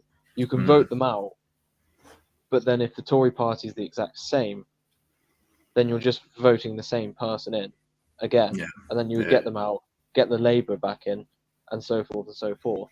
That's mainly because first past the post in this country, but you do see it in like Italy with Giorgia Meloni just not doing what she said, and those sorts of things. Well, I think, none of the right-wing politicians ever do what they say they're going to do. Boris Johnson, look how much everyone loved him. What did he do? Nothing. He didn't do anything. He increased immigration. It's the illusion of choice, which castrates any form of opposition. Because people think, oh, well, hang on. No, I am choosing. Therefore, there is no... Like with a monarchy, you just cut his head off right there. We go, done. Get a new one in. But with democracy, it's like, no. You don't have to kill him. You can just get this other guy instead. Totally peaceful. And it makes people think that they've changed it when now it's really happened. No, absolutely. And you remember, as I was saying to you last time, we were talking about Hobbes. And that was kind of what Tyler was just alluding to. That's the Hobbesian idea of, like, you should have a monarch, because then all the power is concentrated in one person's hands. So if he's doing well, you know who to congratulate and who to thank. But if he's doing badly, you know who to go and sort of tell off. Whereas, when it's a democracy, it's all spread out among hundreds or thousands of people. Have you seen that TV show where, do you know Top Gun? I've never seen it. Right. So one of the guys from Top Gun, he made a farm, right? And he did a series basically going through, this is how I run a farm. And one of the problems he had was that he'd go to the council, he'd say, right, look, Oh, if you mean is Top over. Gear, not Top Gun? Oh, you're talking about Jeremy Clarkson? Yeah. Right, I've seen Clarkson's Farm. Yeah. Right. Fucking love Clarkson's Farm. What did I say? Top Gun. Top Gun. Yeah, you said Top Gun, yeah. Oh, right, sorry. Right, no, yeah. So he went to the council and he said, right, look, mate, you're screwing us over here. And then the council said, sorry, mate, that's a problem with the government. Go and phone them. So he'd phone the government and they say, right, look, mate, I'm getting screwed over. The government would turn and say, sorry, mate, that's a problem with the council. Go and bother them. And he was just getting passed around. And that was actually happening. It was sort of they both blamed each other because there was enough bureaucracy to where they could both get away with not doing it. Yeah, this was, there is a really, really wonderful book by a guy called Mark Fisher called Capitalist Realism, which I've read a bunch of times because it's quite a short book. And you should definitely check it out. This guy he's a leftist, but he makes like fantastic points. And he's talking about neoliberalism and how the sort of marketization of governance, where, you know what I mean, where they try and sort of run the government as if it's a business, inevitably ends up leading to like this horrible bureaucracy where everybody wants to, nobody wants to take responsibility, so they always just sort of push things. Oh no, that's, you need the other department for that. Oh, that wasn't us, you need the other department for that. And how it like quickly descends into like this Kafkaesque nightmare where nothing gets done and you don't know who to complain to and no one takes any responsibility for anything anyway.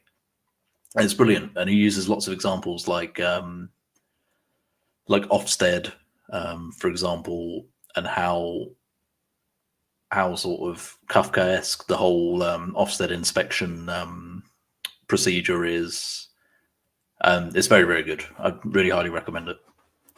Capitalist Realism by Mark Fisher. Great book. Man's getting the plugs in. He's dead, actually. He killed himself a few years ago. He'd been suffering from depression and stuff for quite a long time, bless him, and ended up killing himself. It's a great book. Fantastic book. Highly recommend it. They're all in favour of US power. They're all in favour of our troops being abroad on wars which are directly not in our ultimate self-interest. They're all in favour of membership of the EU. They're all in favour of bailing the banks out. They're all in favour of the economics that led to those bailouts. They're all in favour of mass immigration. Why? I mean, can anyone say that what he's just said was wrong? Because all of the main parties are in favour of those things. Like, they agree on almost everything, because the only disagreements they can have are still within the sort of liberal paradigm that they're in. They agree on all of the essentials of liberalism. They just sort of have little disagreements here and there about like tax policy or whatever, or should public schools be VAT exempt? Whereas on the actual important issues that actually matter to the British people, they're all in agreement anyway. And the agreement that they have is the express opposite of what the British people actually believe.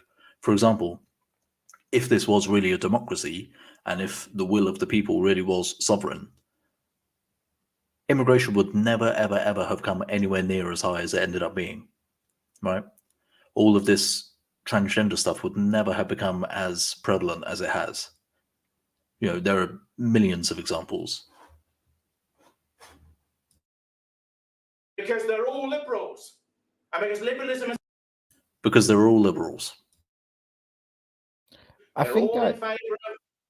I think I've heard Carl Benjamin talk about this, how after the fall of the Soviet Union, the Americans they stopped fighting evil as they sort of believed that the discussions now that communism had been slaughtered, was just a case of what you just said there, minor, frankly, petty, irrelevant things. So they kind of lost their ability to actually, or not really lost their ability, they lost their drive to fight against communism. And I think that is... yeah. So finish your point and then I'll... No. I was just going to start waffling. You were right to cut us off. Okay. Well, so this is something that, I spoke about in the Spirit of Conservatism Volume 2. Unfortunately, you weren't there for the first part of that. Or were you? Or were you not? I don't remember. No, tragically, I wasn't there for the first part. Yeah. I was Well, there so basically, in the first part is where I'm kind of talking about this. Like, following the French Revolution, you had this trifecta of liberalism versus socialism versus fascism. Obviously, fascism was crushed in 1945.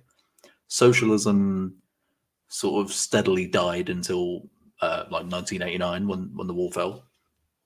And so all that was left was liberalism. So you're right to say that after the Soviet Union, the US sort of ran out of enemies because liberalism had won. It was the victor.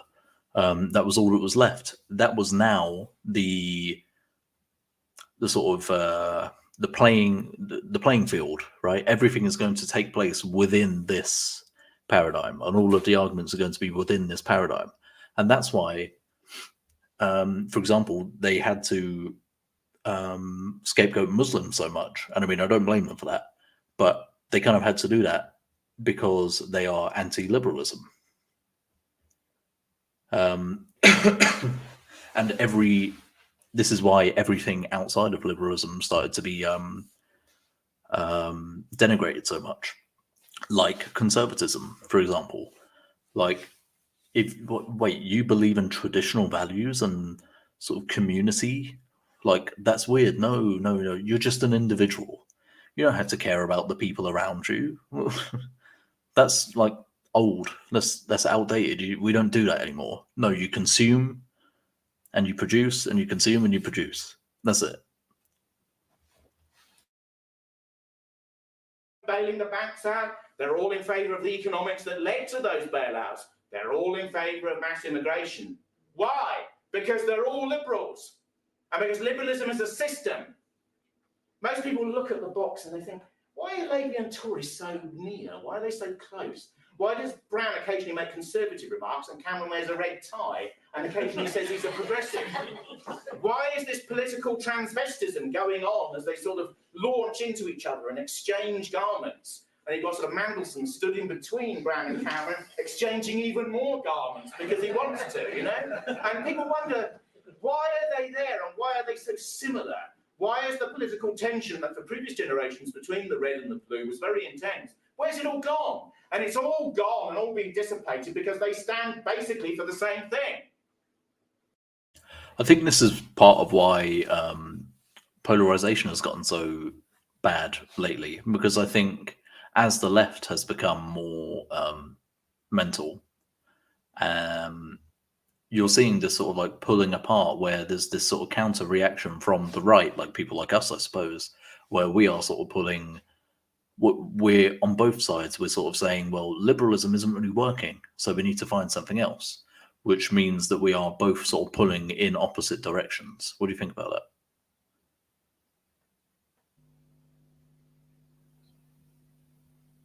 Tyler? Oh, sorry. I think my microphone was just being a bit weird then. Because I started to speak and the bubble didn't really go or move. On the topic of polarization, I think it is simply a battle between sort of human nature, which is like we talked about earlier, with the pushing the flag further. It's sort of the human nature to go, I want to achieve this goal, I want to achieve this thing, so forth and so forth. And it's a battle of that versus just sensibility and trying to preserve the natural instinct of tribe, almost. So that's what we're currently seeing. The sort of reactionaries are, we understand the sort of tribe that we're in. We understand, like, okay, we're English, we're Scottish, we're Welsh, and Northern Irish, and Cornish. We're all this group. So it's us who can understand what the threads are that hold together the tapestry of England and Britain as a whole, versus the people who don't understand that, who don't have the natural instinct of what is Englishness. They don't sort of have it absorbed into them from their from their surroundings, and they're the ones pulling the flag further away. They're pulling the threads out of the tapestry and either replacing it or removing it completely. I think, yeah. So many things that I want to say that I kind of can't figure out where to start. So, yes, there's this guy called David Goodhart who he came up with this sort of distinction between people who are somewheres and people who are anywheres. And he said the somewheres are people who like take their sense of identity from the place that they live in and the people who surround them. And the anywheres are people who take their identity from sort of abstract ideas. And I think, this is quite a fundamental distinction, really, because it basically kind of lines up with the distinction between conservatives and leftists, or reactionaries and leftists, whatever you want to say. We view ourselves rightly as, I'm an Englishman, I'm from where I'm from, and the people of that place are meaningful to me because I care about them and they care about me, and we have sort of common interests and common goals, and we can sort of work together to achieve sorry those. to interrupt, Matt. Yep. But I didn't realise that the phone I'm using has a data limit on it, so I'm actually going to have to go because I've hit the limit tonight. Oh gosh. Okay. Fair enough. So I'm very sorry. I'll impart you with the rest of Jonathan Bowden, but we will do this again once I have internet installed in my house. Yeah. No, absolutely. Well, it's been a pleasure having you, Tyler. Thank you. Thank you very much. Goodbye. See you. Sure. So, and then there was two. And then there were two. What was I saying? Yeah, basically, lefties, you know how they have these like abstract categories, right? Like the queer community and the black community and disabled like the community. universal man. But that is an aspect of it. That is an aspect of it because obviously I am a human, and every other human in the world is also a human. But I don't feel like I have to care about a human on the other side of the world as I do a human on the other side of my street. They're just not relevant to me in the same way that the second person is. But would that not sort of contradict with the idea that all men are equal under the eyes of God? Obviously, with you being Anglican. I mean, I do respect that we are equal in the eyes of God, absolutely. But as far as the way we live our lives, it's I don't think it's really appropriate, and I think it's kind of counterproductive to weigh up somebody halfway across the world in the same way as you do somebody across the street from you, because you can't really do anything about the person on the other side of the world. You don't know them. It's not really relevant. You know what I mean? Whereas it's not your fight.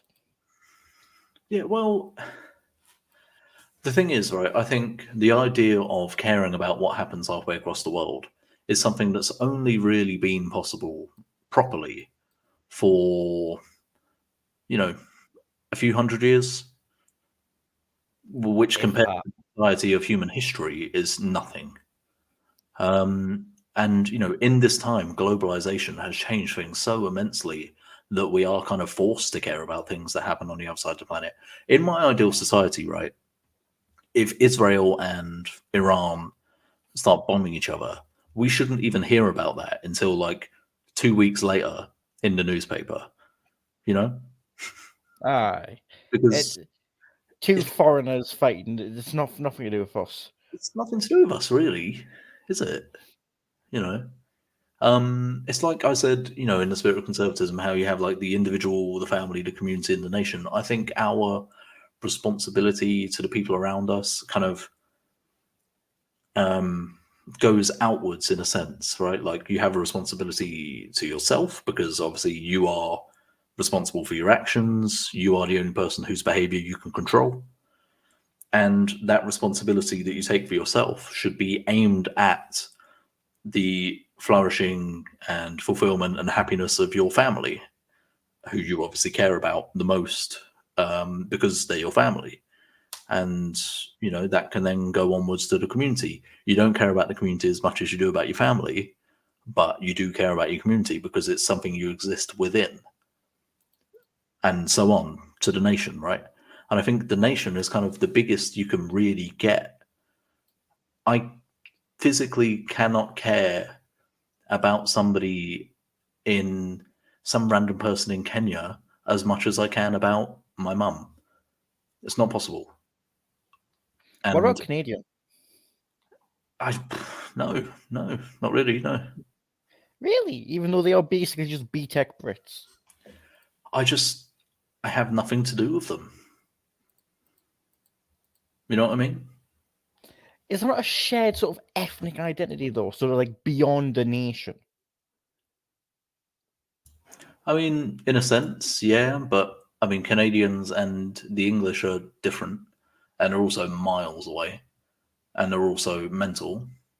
I don't know. I just don't really care about Canadians that much, Why would I? Well, so I suppose it's sort of the German invasion of Austria appeal, but they are basically just the English, even if not in England. It's a shared sort of culture, shared history. I mean, yeah, okay, they club seals, but we're basically the same people. No, but I think we've had enough of a separation in terms of both time and space that it's correct to say that they are something different to us. We may have a common origin, as in they were English people who ran off to North America.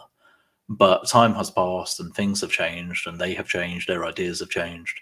They're different people to us now, aren't they? I don't see many differences, to be honest. I mean, you can say like the mental, but I mean, let's be honest, we have Jeremy Corbyn. We're not much more stable either, are we? I suppose. We're both kind of clinically insane at this point. The thing is, for me, it's just, I don't, like I say, my sort of care, my level of care for things is kind of dependent on how relevant it is to me. And I mean, that may sound like selfish or whatever, but I think that's just the natural kind of way of looking at things. Pre-internet and pre-social media and everything, you wouldn't care in the slightest about some war in the Middle East. Why would you? At all? Like, it's nothing to do with you, literally. And the fact that we have the internet and social media actually doesn't really make it any more our business than it was back then, just because we can see it. Well, that is it, though, isn't it? It's the fact that people can just see it, and obviously women see it, and then they get emotional about it, and there isn't the sort of the realization that it is just a completely different state of affairs. And I think the Israel-Palestine thing is a great example, because then you see people apply like our morality onto these people. Well, let's be honest, the Jews and the Muslims aren't like us. I don't want to get the stream taken down, but they're not like us. No, So absolutely not. really They look at things very differently than we do. Yeah, of course. So you can't really apply our morals onto them. But because people can see it as if it's right in front of them, they sort of make the mental connection that it is right in front of them. It is right next to them. So it does kind of become basically within the country, if that makes sense. I feel yeah, and especially the more Muslims we import, the more this kind of thing does become our problem, which is part of the reason why I'm against this ridiculous immigration, because we are importing issues. We aren't just importing people; we're importing problems and foreign conflicts and issues and ideologies and inferior cultures from elsewhere that don't need to be here. We don't need them.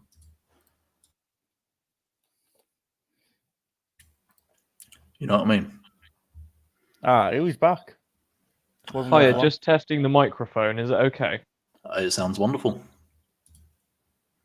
Okay, I'll use the. I've just switched over onto a different phone that does have unlimited data, so I can carry on now. Oh, wonderful. Wonderful. He's returned. Hey, lovely. What everyone thinks of the Tories, can you imagine Sir Alec Douglas-Hume, who was Tory leader the year I was born in the early 1960s, being a member of United Against Fascism? Can you imagine? What everyone thinks of the Tories, can you imagine Sir Alec Douglas-Hume, who was Tory leader the year I was born in the early 1960s, being a member of United Against Fascism? Can you imagine that? He would think that they were persons who needed a wash. And when Alec Douglas-Hume, who was regarded as being very, quote-unquote, out of touch, was asked on the equivalent of Panorama in 1963, what do you think of the recent rise in unemployment? He said, raising a stick, he said, oh, well, there's room for a new gamekeeper on my estate. That was when the Tories were something different, weren't they, really? He was quite clearly living in another world to most of the people in this country, even in the early 1960s. But can you imagine him being like Cameron, a member of United Against Fascism? I saw a few pictures at the Red White. It's a pretty good point, though, actually. You know, why is David Cameron a member of a group called United Against Fascism?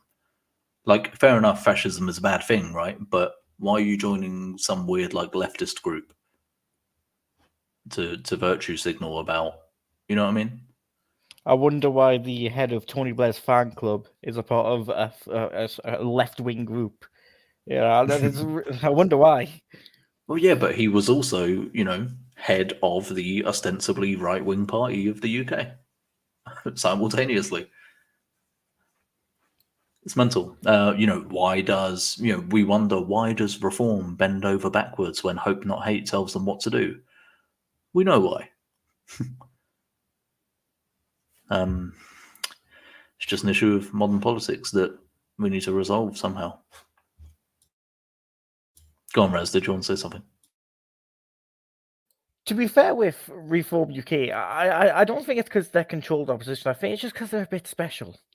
You know, like they look like a mean tweet and they think to themselves, "Oh no, this is cataclysmic. We have to kick them now."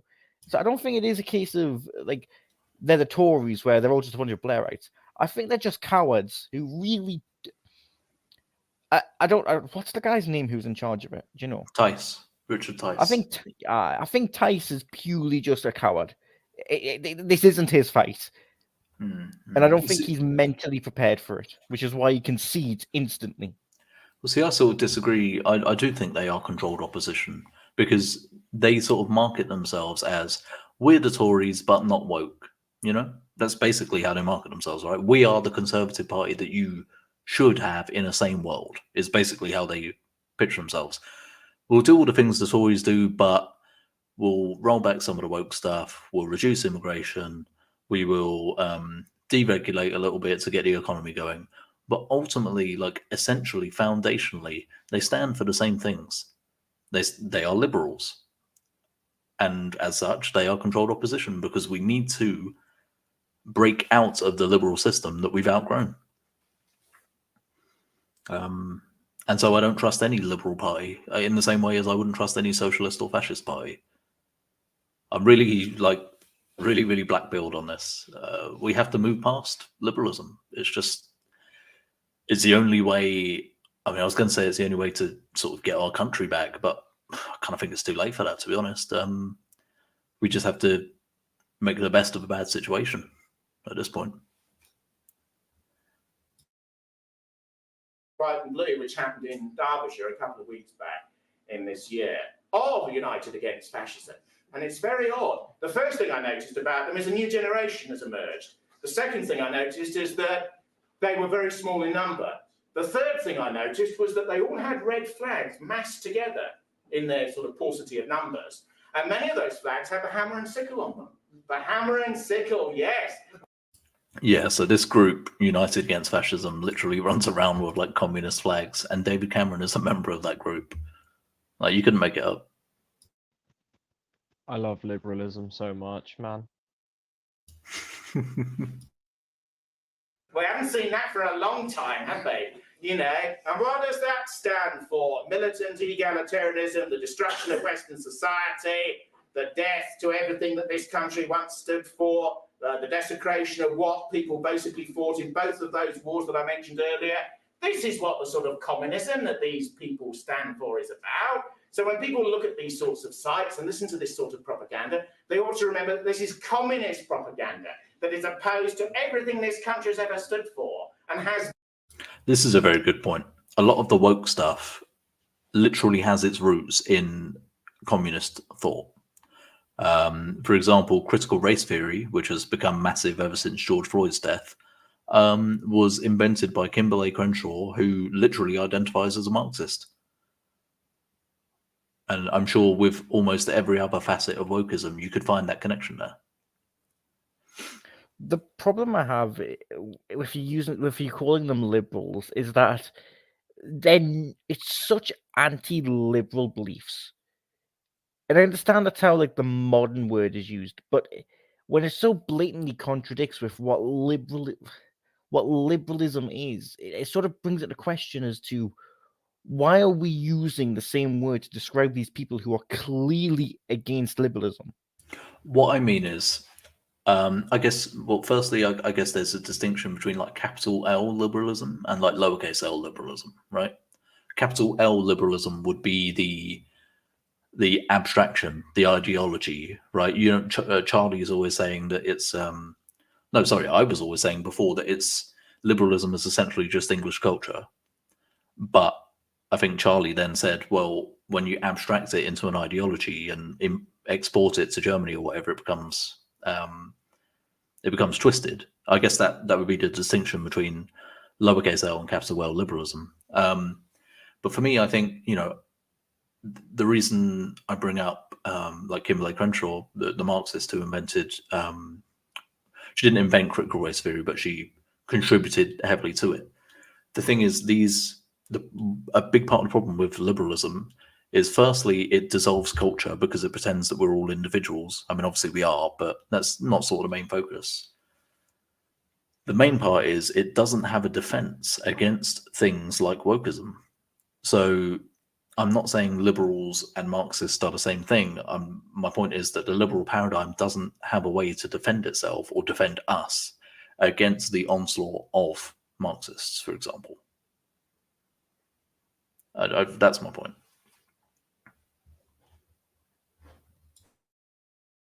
Any thoughts? I'm going to draw a parallel for sort of my view on how liberalism works in practice, or especially in sort of polarized times. I don't know how much you two know about sort of pre-Mussolini Italian politics. Very little, actually. They had a monarchy, didn't they? So it was basically what we have now, where the monarchy is constitutional, and does mainly ceremonial stuff. But at that time, the king still had some powers.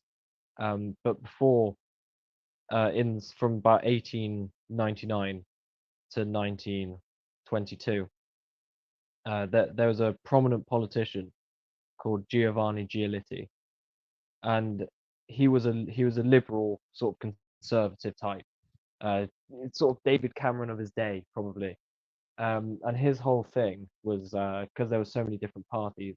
There was the socialists, the communists, the Mussolini and the PNF.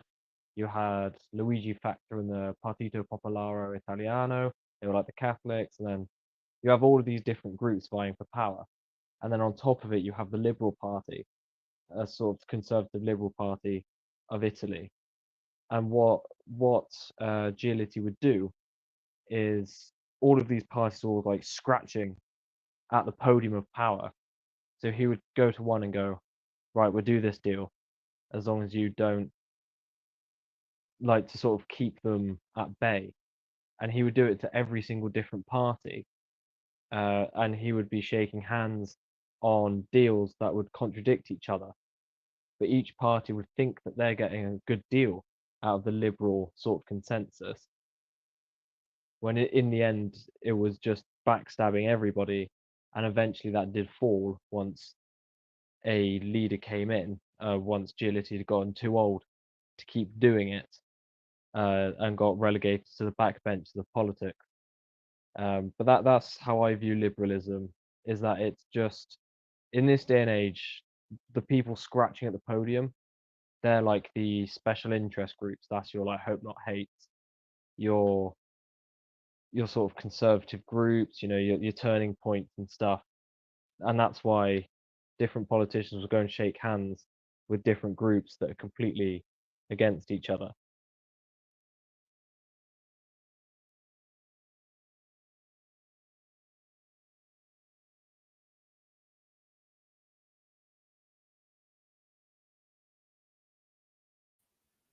Oh, I think Eternals crashed. Oh, I have. I did. It's a gamble. No, I think it's him. Sorry, Oh, mate. there's two. He's There's cloned. two now. What the heck? So yeah, my internet got out for a second there. Apologies. Well, it's nice of your twin to join us. I'm trying to remove it, but it won't work. Wait.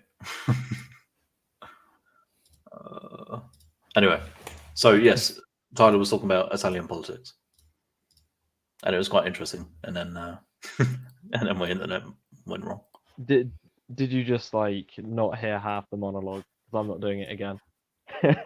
No, I got up to he was doing all these like handshake deals with the parties to keep them all happy and stuff. Yeah, so that's essentially the gist, is that he would just backstab different people with different policies on deals that contradict each other and stuff. And eventually that falls once. It usually hinges on people's perception of like one person. But I would say just switch that out with the uni party, and someone will eventually come to challenge the uni party and replace it. It's just the people's tolerance for the uniparty has to break first to allow it. No, just yeah, no, that's very interesting. I know nothing about Italian politics. Nothing. Been and can be in the future, and these people are totally unrepresentative. As I sort of looked on the internet in a local library, I saw various transvestites and people in bondage gear and this sort of thing leaping about. I thought I'd put in Liza Minnelli's Cabaret by mistake, but in actual fact it was United Against Fascism down in Derbyshire, with the police looking tight-lipped, as they sort of danced around them. And interestingly, there's the odd sort of quite believing Muslim in the crowd. Not many, but there were a few. What they make of these sorts of shenanigans, about which their religion is extraordinarily right-wing and intolerant, one doesn't know. They probably compartmentalise it and say it's all a sort of delinquent Western fun. Good point there. The sort of coalition of Muslims and like the LGBT lot. There are contradictions between these two groups that mean this coalition is going to break up at some point. It's amazing it's lasted this long. Unfair, but they're just observing from one side. But the truth of the matter is that, to be serious for a moment, we have a mass recession. We have mass unemployment. And where is the left? Where is the left? The left that represents the working man. The left that represents the British working class. The left that represents the international proletariat inside Britain in the 30s. They were in the streets. They were in the unions. They were thinking about how they could take power in the society. Every time you had an economic dip in the early 90s to a degree, in the early 80s under Thatcher, remember the right to work marches, right to work. Many of the people on those marches never done a day's work in their life, but they wanted the right to work, and they could mass tens of thousands in the streets. Where are they now? They're finished. The left has gone from history. The Soviet Union was an utter disaster, a genocidal disaster. This is kind of brings back what Raz said earlier, right? Like the left changed at some point because it used to be actually quite, at least in Britain, it used to be actually quite patriotic. I actually have a fair amount of respect for the old left because they were patriotic. They just, they were leftists, but they did it for good reasons. They had their heart was in the right place. You know what I mean? They cared about their working class communities. They cared about the safety standards of the men who had to go and work down in the mines, for example, that sort of stuff. And he's just saying, where has that gone? And I think that actually probably does have to do with the fall of the Soviet Union, because that left doesn't exist anymore. The left now is furries and rainbow dildos and pride parades. And it's disgusting. And I miss the old left.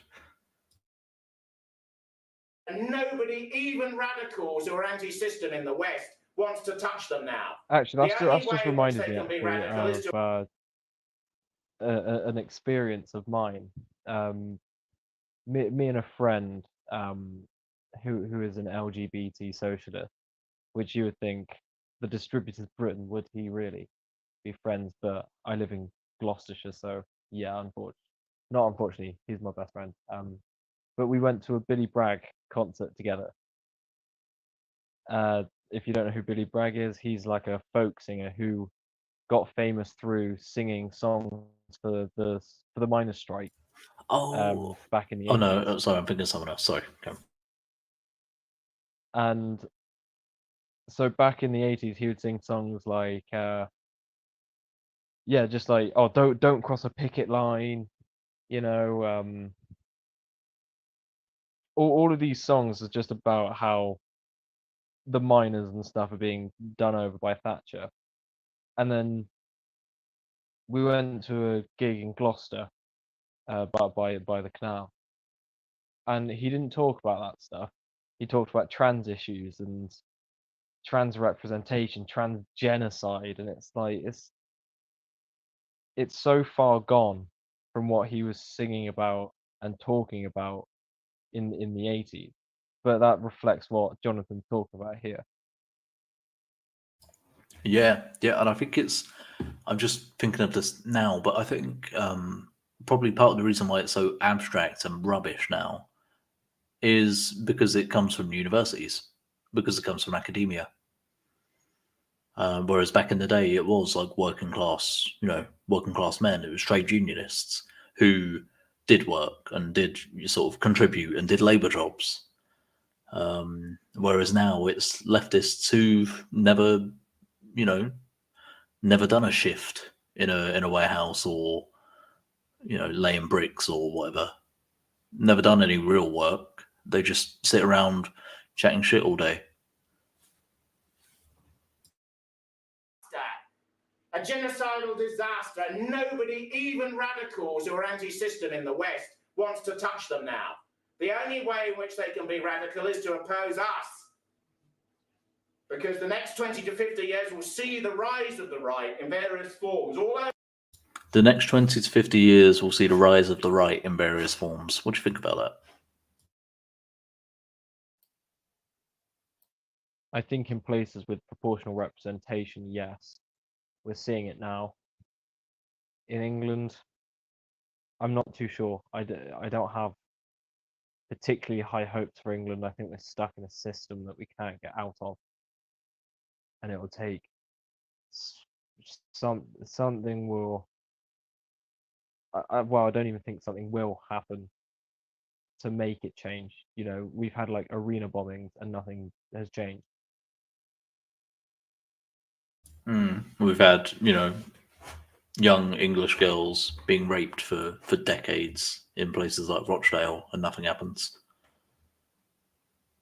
This is part of what I was saying to Raz and his co-host before on a previous stream, was that I'm really quite black-pilled about the future of this country, because I don't really see the English people waking up, or not so much waking up, but doing something about it. It's difficult. It's difficult. 20 to 50 years. I mean, it's impossible to sort of predict that far ahead. Maybe something will happen, maybe not. We just have to hope for the best and do our best to aid that pursuit, I suppose. That man was chuffing copium. You gotta remember, literally right after this was the most left-wing government to ever exist in this country. All right, we had the Blairites and David Cameron. They got a woman in. Boris Johnson was a massive failure. They got another woman in, and then they got an Indian. Right? I don't see any right-wing victories. Right now, maybe had he delayed his sort of prediction by 10 to maybe 15 years, then I'd agree.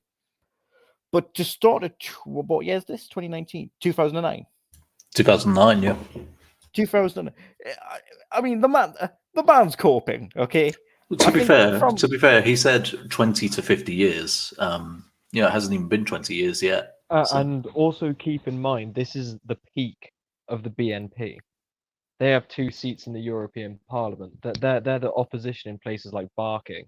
They have whole district councils under their control, and then 1 year later, it's all gone. So Jonathan is speaking from the peak, where it looks like right wing thought in Britain is actually building like momentum.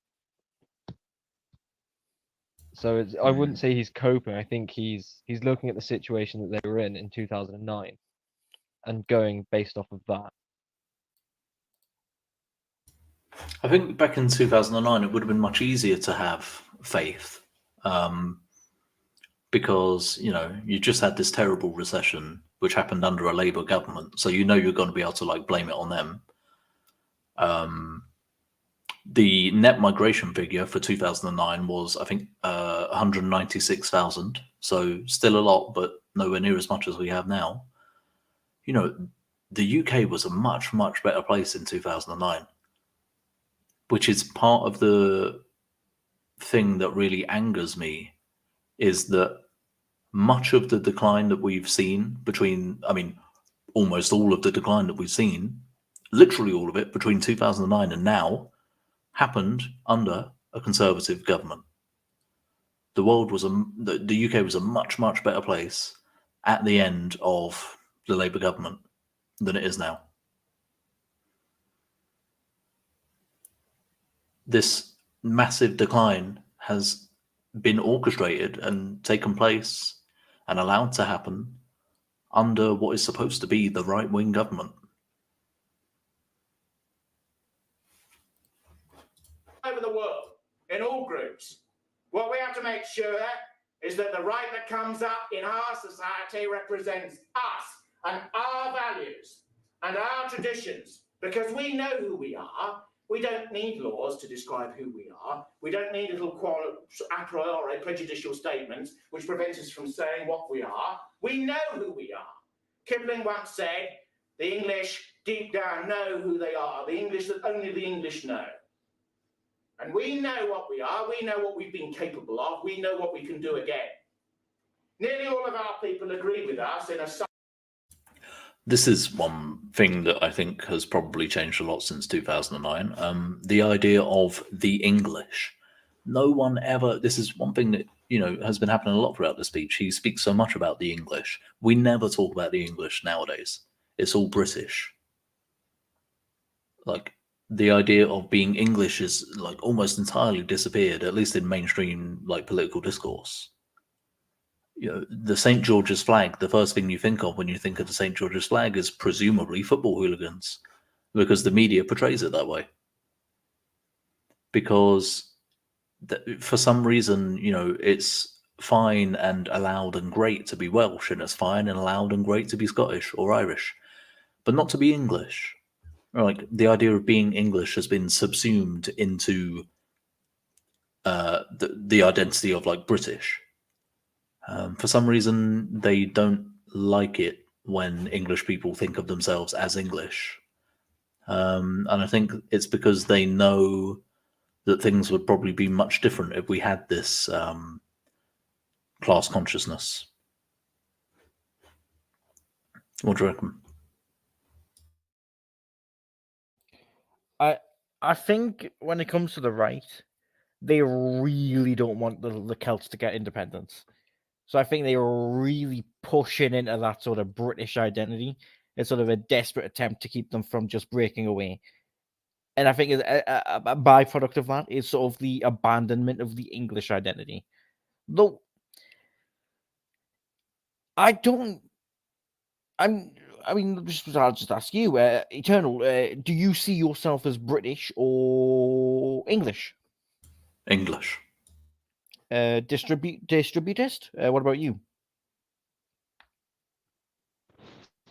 Well, I would consider myself an Englishman. However, there are elements of Welsh heritage in my family. My nan was Welsh, so I picked up some small bits of Welsh culture from there. But pretty much, I'm English. Yeah.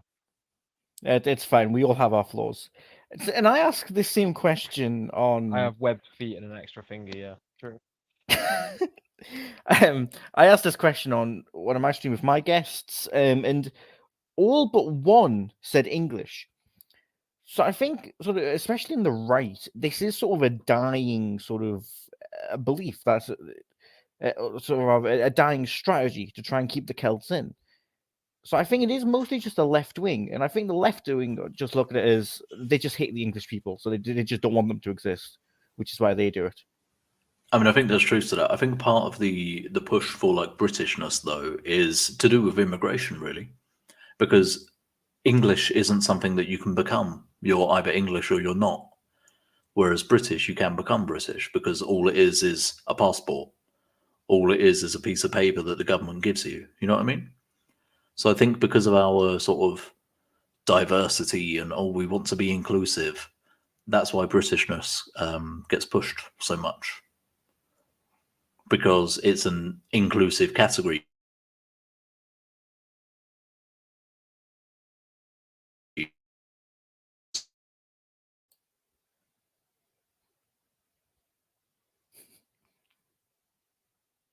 You still there, Eternal? This man cannot stay in the stream. Bloke has the premium German Wi-Fi.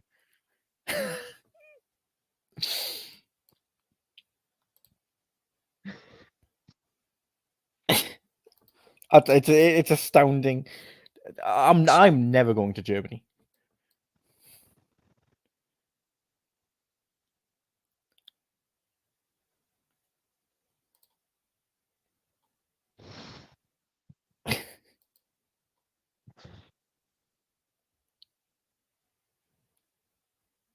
He's just dead, isn't he? He's been shot in the back of the head by the Liberal Order. They've taken Yeah, him out. he was caught being Where too the- silly. Oh, I despise Yeah. the shit internet. I really do. He died of copium. Anyway, I don't remember what I was saying, but I'm sure it was rubbish anyway. Subtle way, but they're afraid. They're afraid. Their establishment has betrayed them, and they wonder what to do. They feel helpless and bereft. An organisation like this has to lift people up. It has to give them strength and hope in their hearts. This country can be changed. Only the democratic ballot box can do it. The next census will reveal that the country is only 80% Indigenous now. But many of the people who come in can go out economically as quickly as they arrive. Things are going to change in the next. This is, one thing that makes me so mad with immigration is that these people, if England collapses, could go somewhere else. They could go back home. They could leave. They would be fine. But we don't have anywhere else to go. That's, I think, one of the saddest parts about mass immigration and its consequences. 25 to 50 years, very radically. Ecological damage, economic stress, the collapse of versions of capitalism without the left as a safety net and an alternative. We're going to see benefits cut in the next couple of years.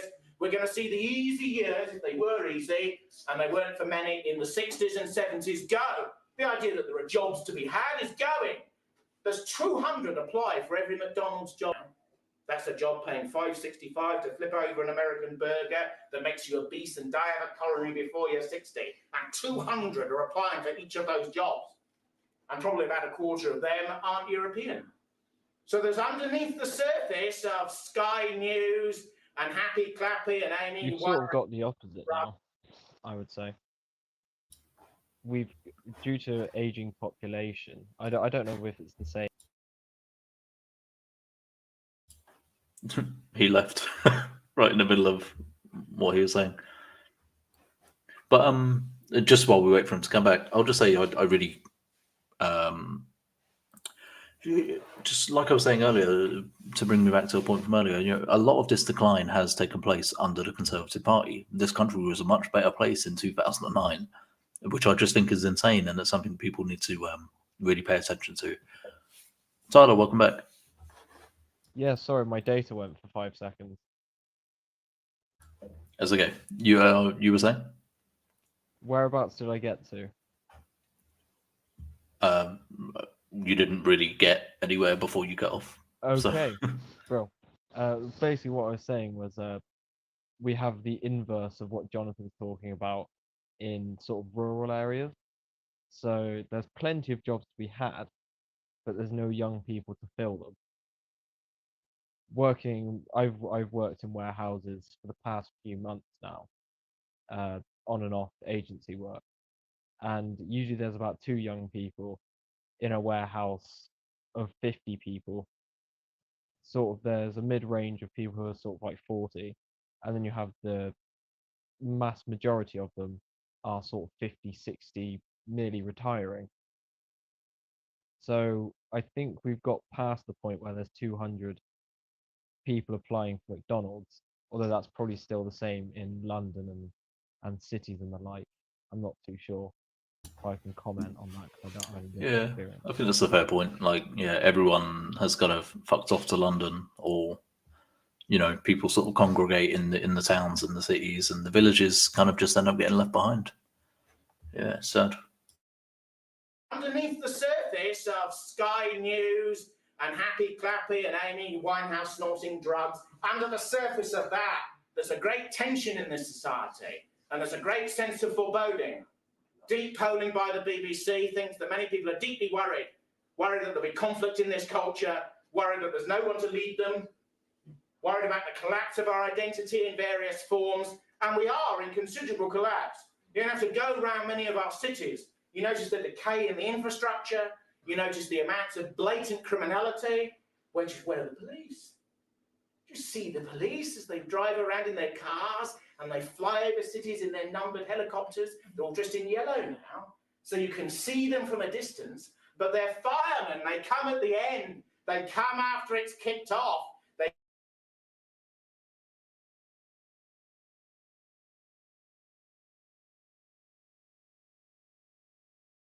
get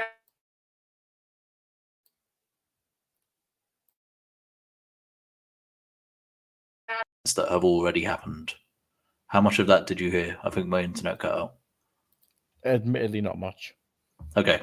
I think I agree with him here. We should go back to how policing used to be, where it was proactive. They were walking out on the street, Bobby's on the beats, right? On the beat. Whereas now, like he says, they're like firemen. They just respond to the situation that's already happened.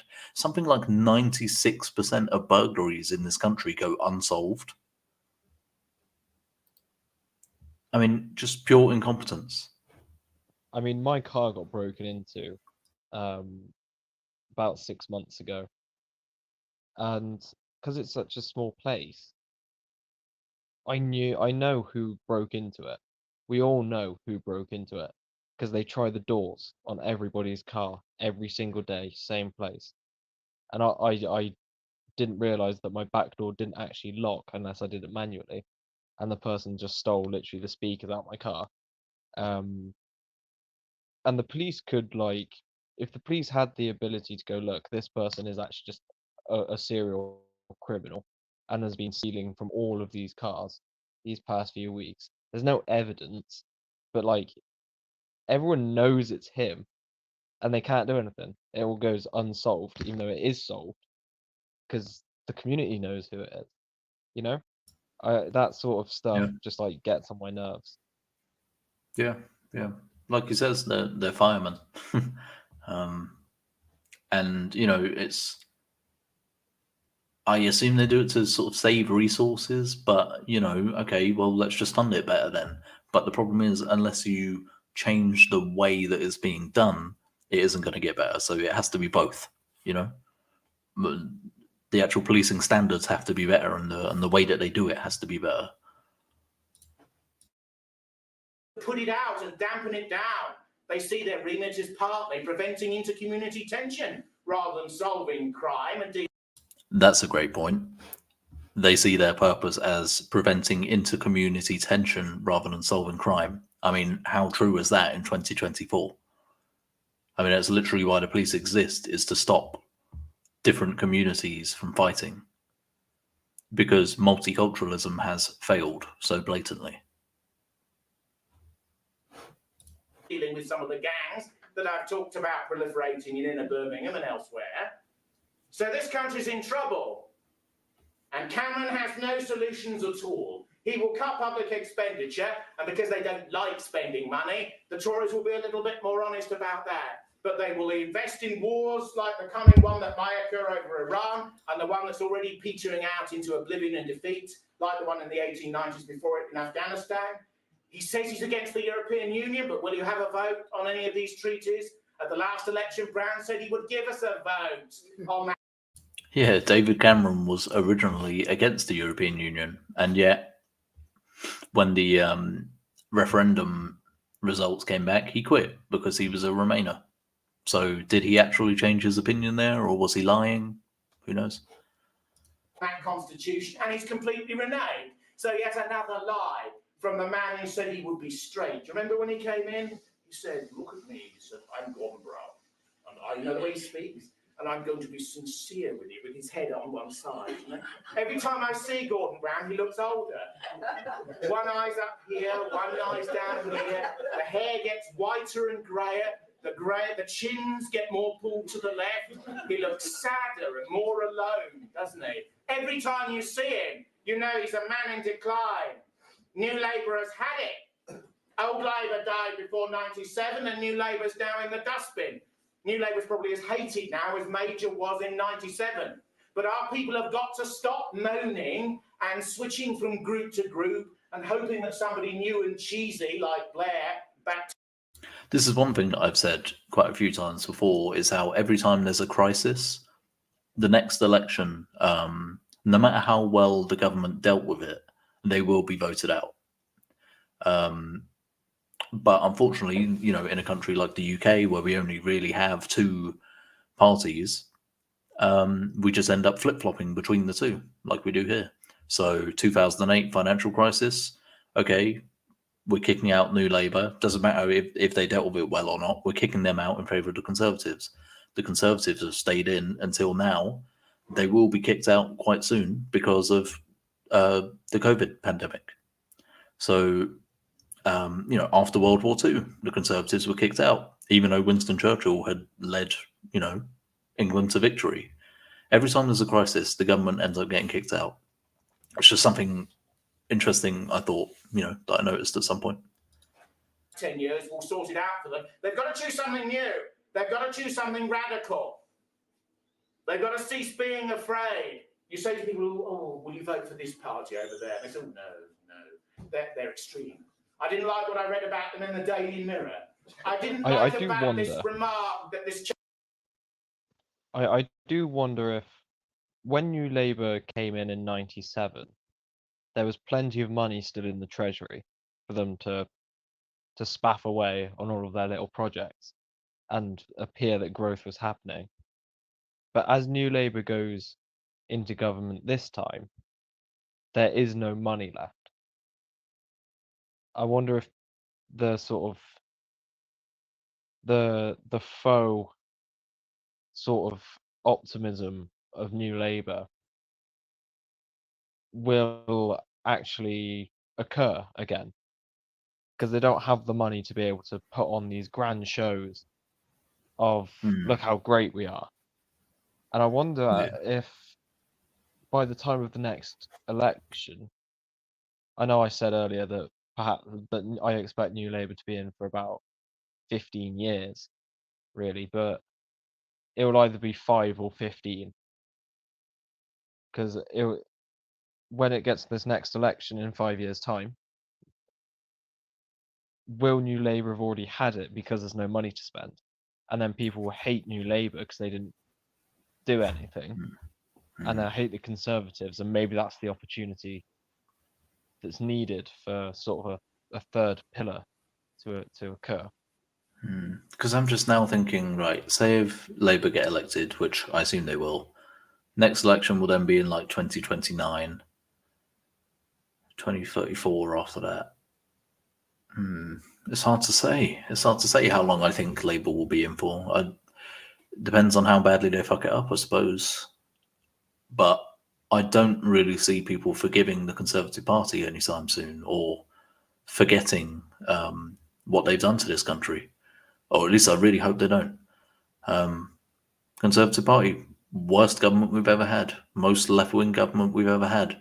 They've ruined it. They've destroyed. They've driven this country into the ground. Like I keep saying, 2009 was a much, much better time for this country than 2024.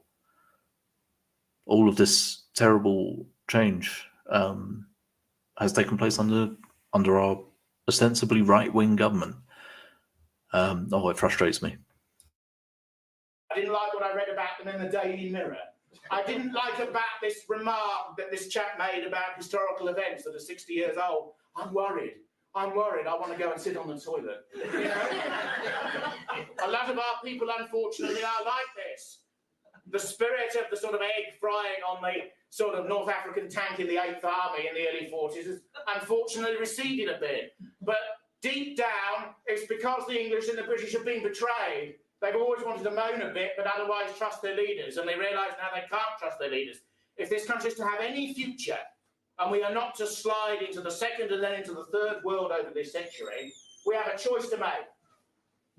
And we have to find a new ruling group, drawn from the body of the population, people who don't just get into Parliament so they can cheat on expenses the first day they're in there, because they've been cheating in with those expenses for 30 to 50 years. Thatcher introduced those changes in the about 25 to 27 to 30 years ago. When Michael Foot was asked about pay, remember Michael Foot? Duffel coated at the cenotaph and that sort of thing, picking his nose, that sort of thing. But when Foot was in and Labour politicians said, I need a bigger salary, he said, oh, don't bother about that, just claim it on expenses. So they doubled up their pay on the expenses. And in comparison to the cheating... Good point. MPs' pay goes up quite often, but so do the expenses. So, people get annoyed when MPs' pay go up, but it's even worse than it looks.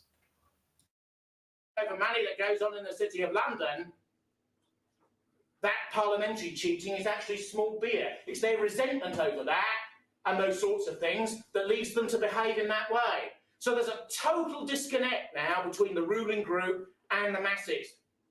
And the masses have got to serve some stomach for once. And they've got to be prepared to vote for radical people who will clear out New Labour, clear them out. Here in the north, there's a total disconnect now between...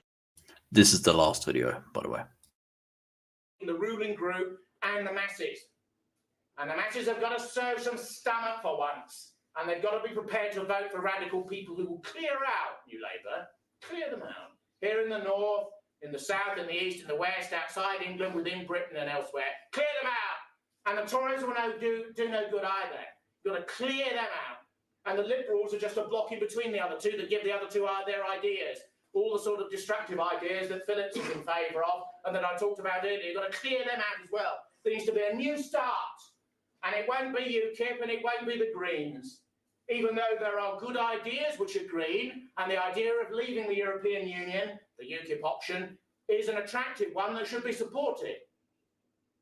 But there is only really one option for this country, and that is to vote for a party which is patriotic, which is British, which is elitist, which is nationalistic, which believes that the only socialism or the only social concern that really is validated by history, by genetics, by identity, is patriotism. Patriotism is the only thing that ties people together within a group in their difference. It aligns people together.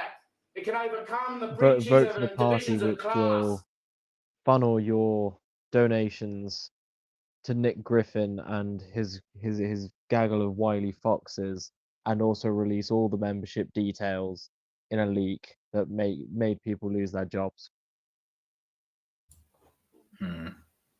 Yeah, I need to look into the history of the BNP because I really know very, very little about it. If you want a really good book, Matt, that details pretty much everything about the right wing from, well, the sort of fascist milieu of the right wing, starting literally from the beginning. Failed Führers by Graham Macklin. It's more of a historical text. It is written by a leftist, but they don't hold back when it comes to the sort of controversies and things. So I think it's actually a better source because it's written by a leftist. What's it called? That Failed Führers. Okay, sounds good. Sounds good. I'll look into it. Yeah. Within our society, the blue of social conservatism, opposed in shorthand to everything UAF says that they stand for.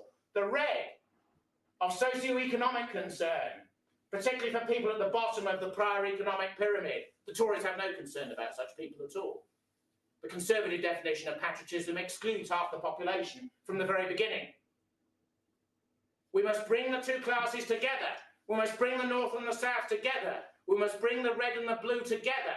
And if you look at the Union flag, there's plenty of white in the red, white and blue. And let's say to all of the politicians... That was such a funny comment about, we have to bring together the blues and the reds, and we have to bring together the rich and the poor and blah, blah, blah. And if you look at the flag, there's plenty of white in that flag. I thought that was a really weird, jarring comment. But politicians who've ruled us for 45 or 50 or 60 years, that we don't like Mr. Phillips and his Equality Commission, that equality in relation to others, in relation to us, is inequality in relation to us, and we don't favour it. That we don't favour political correctness, that we don't favour the ideologies that have been imposed on us, which are a soft form of Marxism peddled by New Labour and their friends, whether they're in the trade unions or even in the boardrooms of European companies that have friendly contacts in the European Union. That we don't agree with what has been done in the last 50 or 60 years. And there's only one way in which that can change. There is only one way in which our people can rescue the plight in which they find themselves. And that is to vote for this political party, to support tendencies of the right and of patriotism and of national renewal. To realise that what will this country be like in 120 years on present trends? What will the health service be like? What will the level of taxation be like? What will an average inner comprehensive school be like in 80 years? Never mind 120.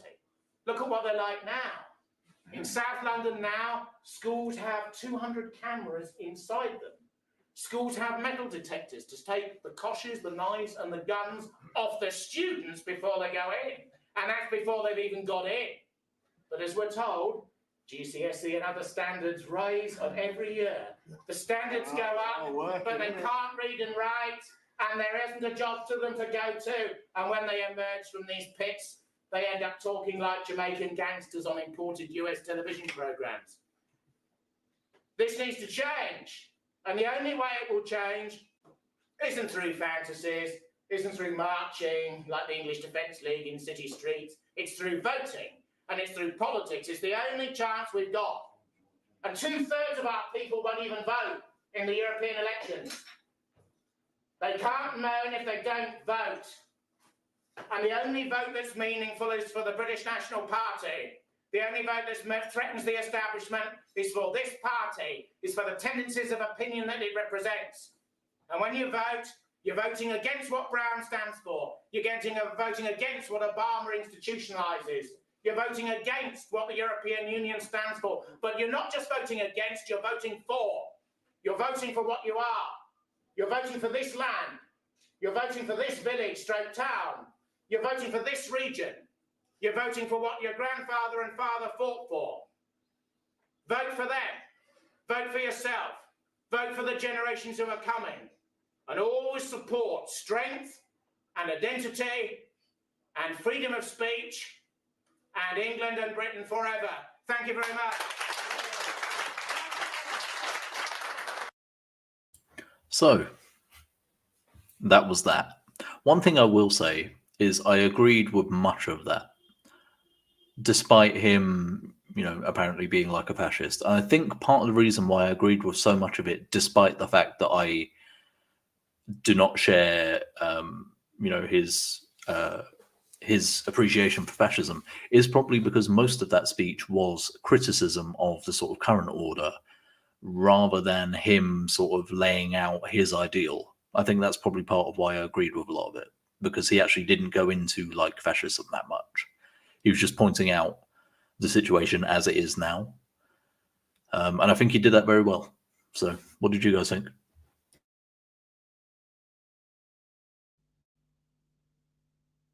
I think it's your pretty standard Jonathan Bowden affair. I think he was definitely doing the thing where he jumps from one subject to the next. It seems like it's seamless and planned, but I think if you think that speech was an hour long, maybe 40 minutes, and the only takeout is that he criticized things, and then at the end gave the message of, "Oh, vote for the BNP, and then everything will be okay." There's no anything deeper than just criticism. There's no giving solutions based on the criticism. It's just criticism for criticism's sake. But to be fair, I think his criticisms were on point. Yeah, the criticisms are on point. I think if you're going to do any more Bowden on the show, you would want to go for his speech called "Western Civilization Fights Back." That's probably his best speech for really like getting into who he is and what he thinks, and the solutions that he would have wanted. Whereas this is just a very, very basic sort of party meeting. But I do think the criticisms are on point. I just think obviously his solutions are misguided. Absolutely, yeah. I think next episode we'll probably go through an Enoch Powell speech, probably the Birmingham speech. Raz, do you have any final sort of closing thoughts? He talks a lot, but I can't help but keep in the back of my mind that he is a fascist. Like, yeah, you can point out all these, this is a problem, but at the end of the day, he's not too different to the causes of the problems. So it feels very much like,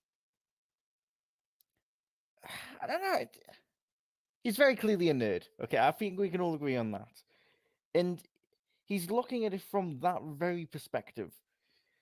And it's difficult to say, because he is getting a lot of the correct criticisms right.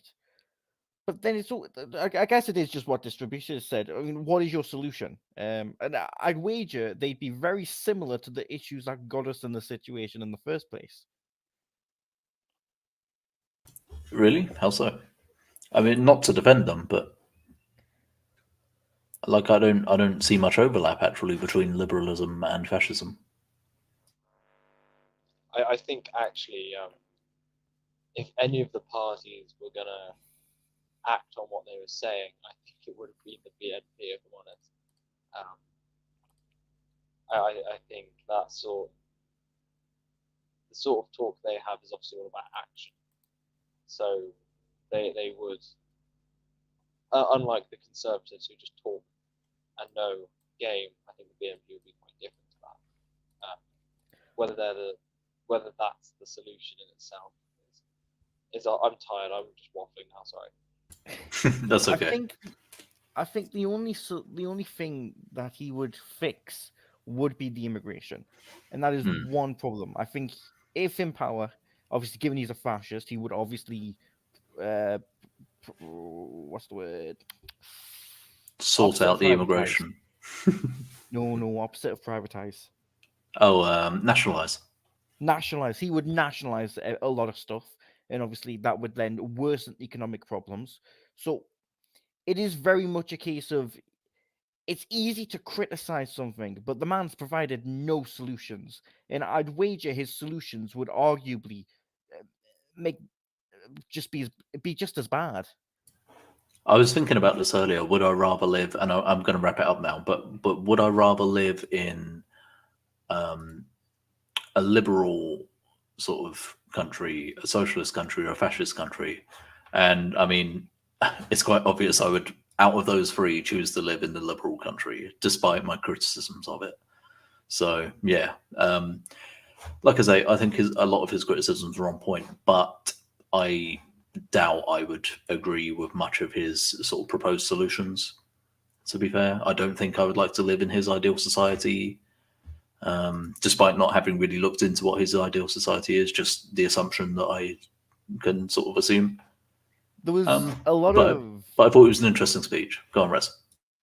There was I noticed he mentioned a lot of sort of biological things. Obviously a lot of white in the Union flag. Am I right, lads?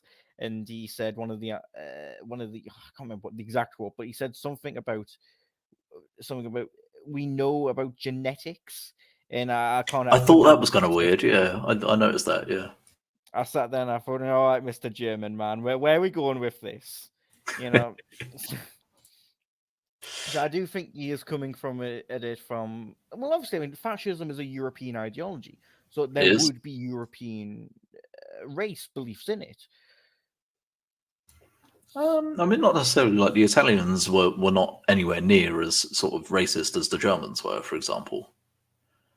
No, but I feel like after the war, sort of Hitler's ideal of race definitely sort of infiltrated fascism. Oh yeah, definitely. Yeah, absolutely. Yeah. If only because Germany is such a powerhouse. Yeah. No, you're absolutely right. Yeah, like post World War II sort of fascism.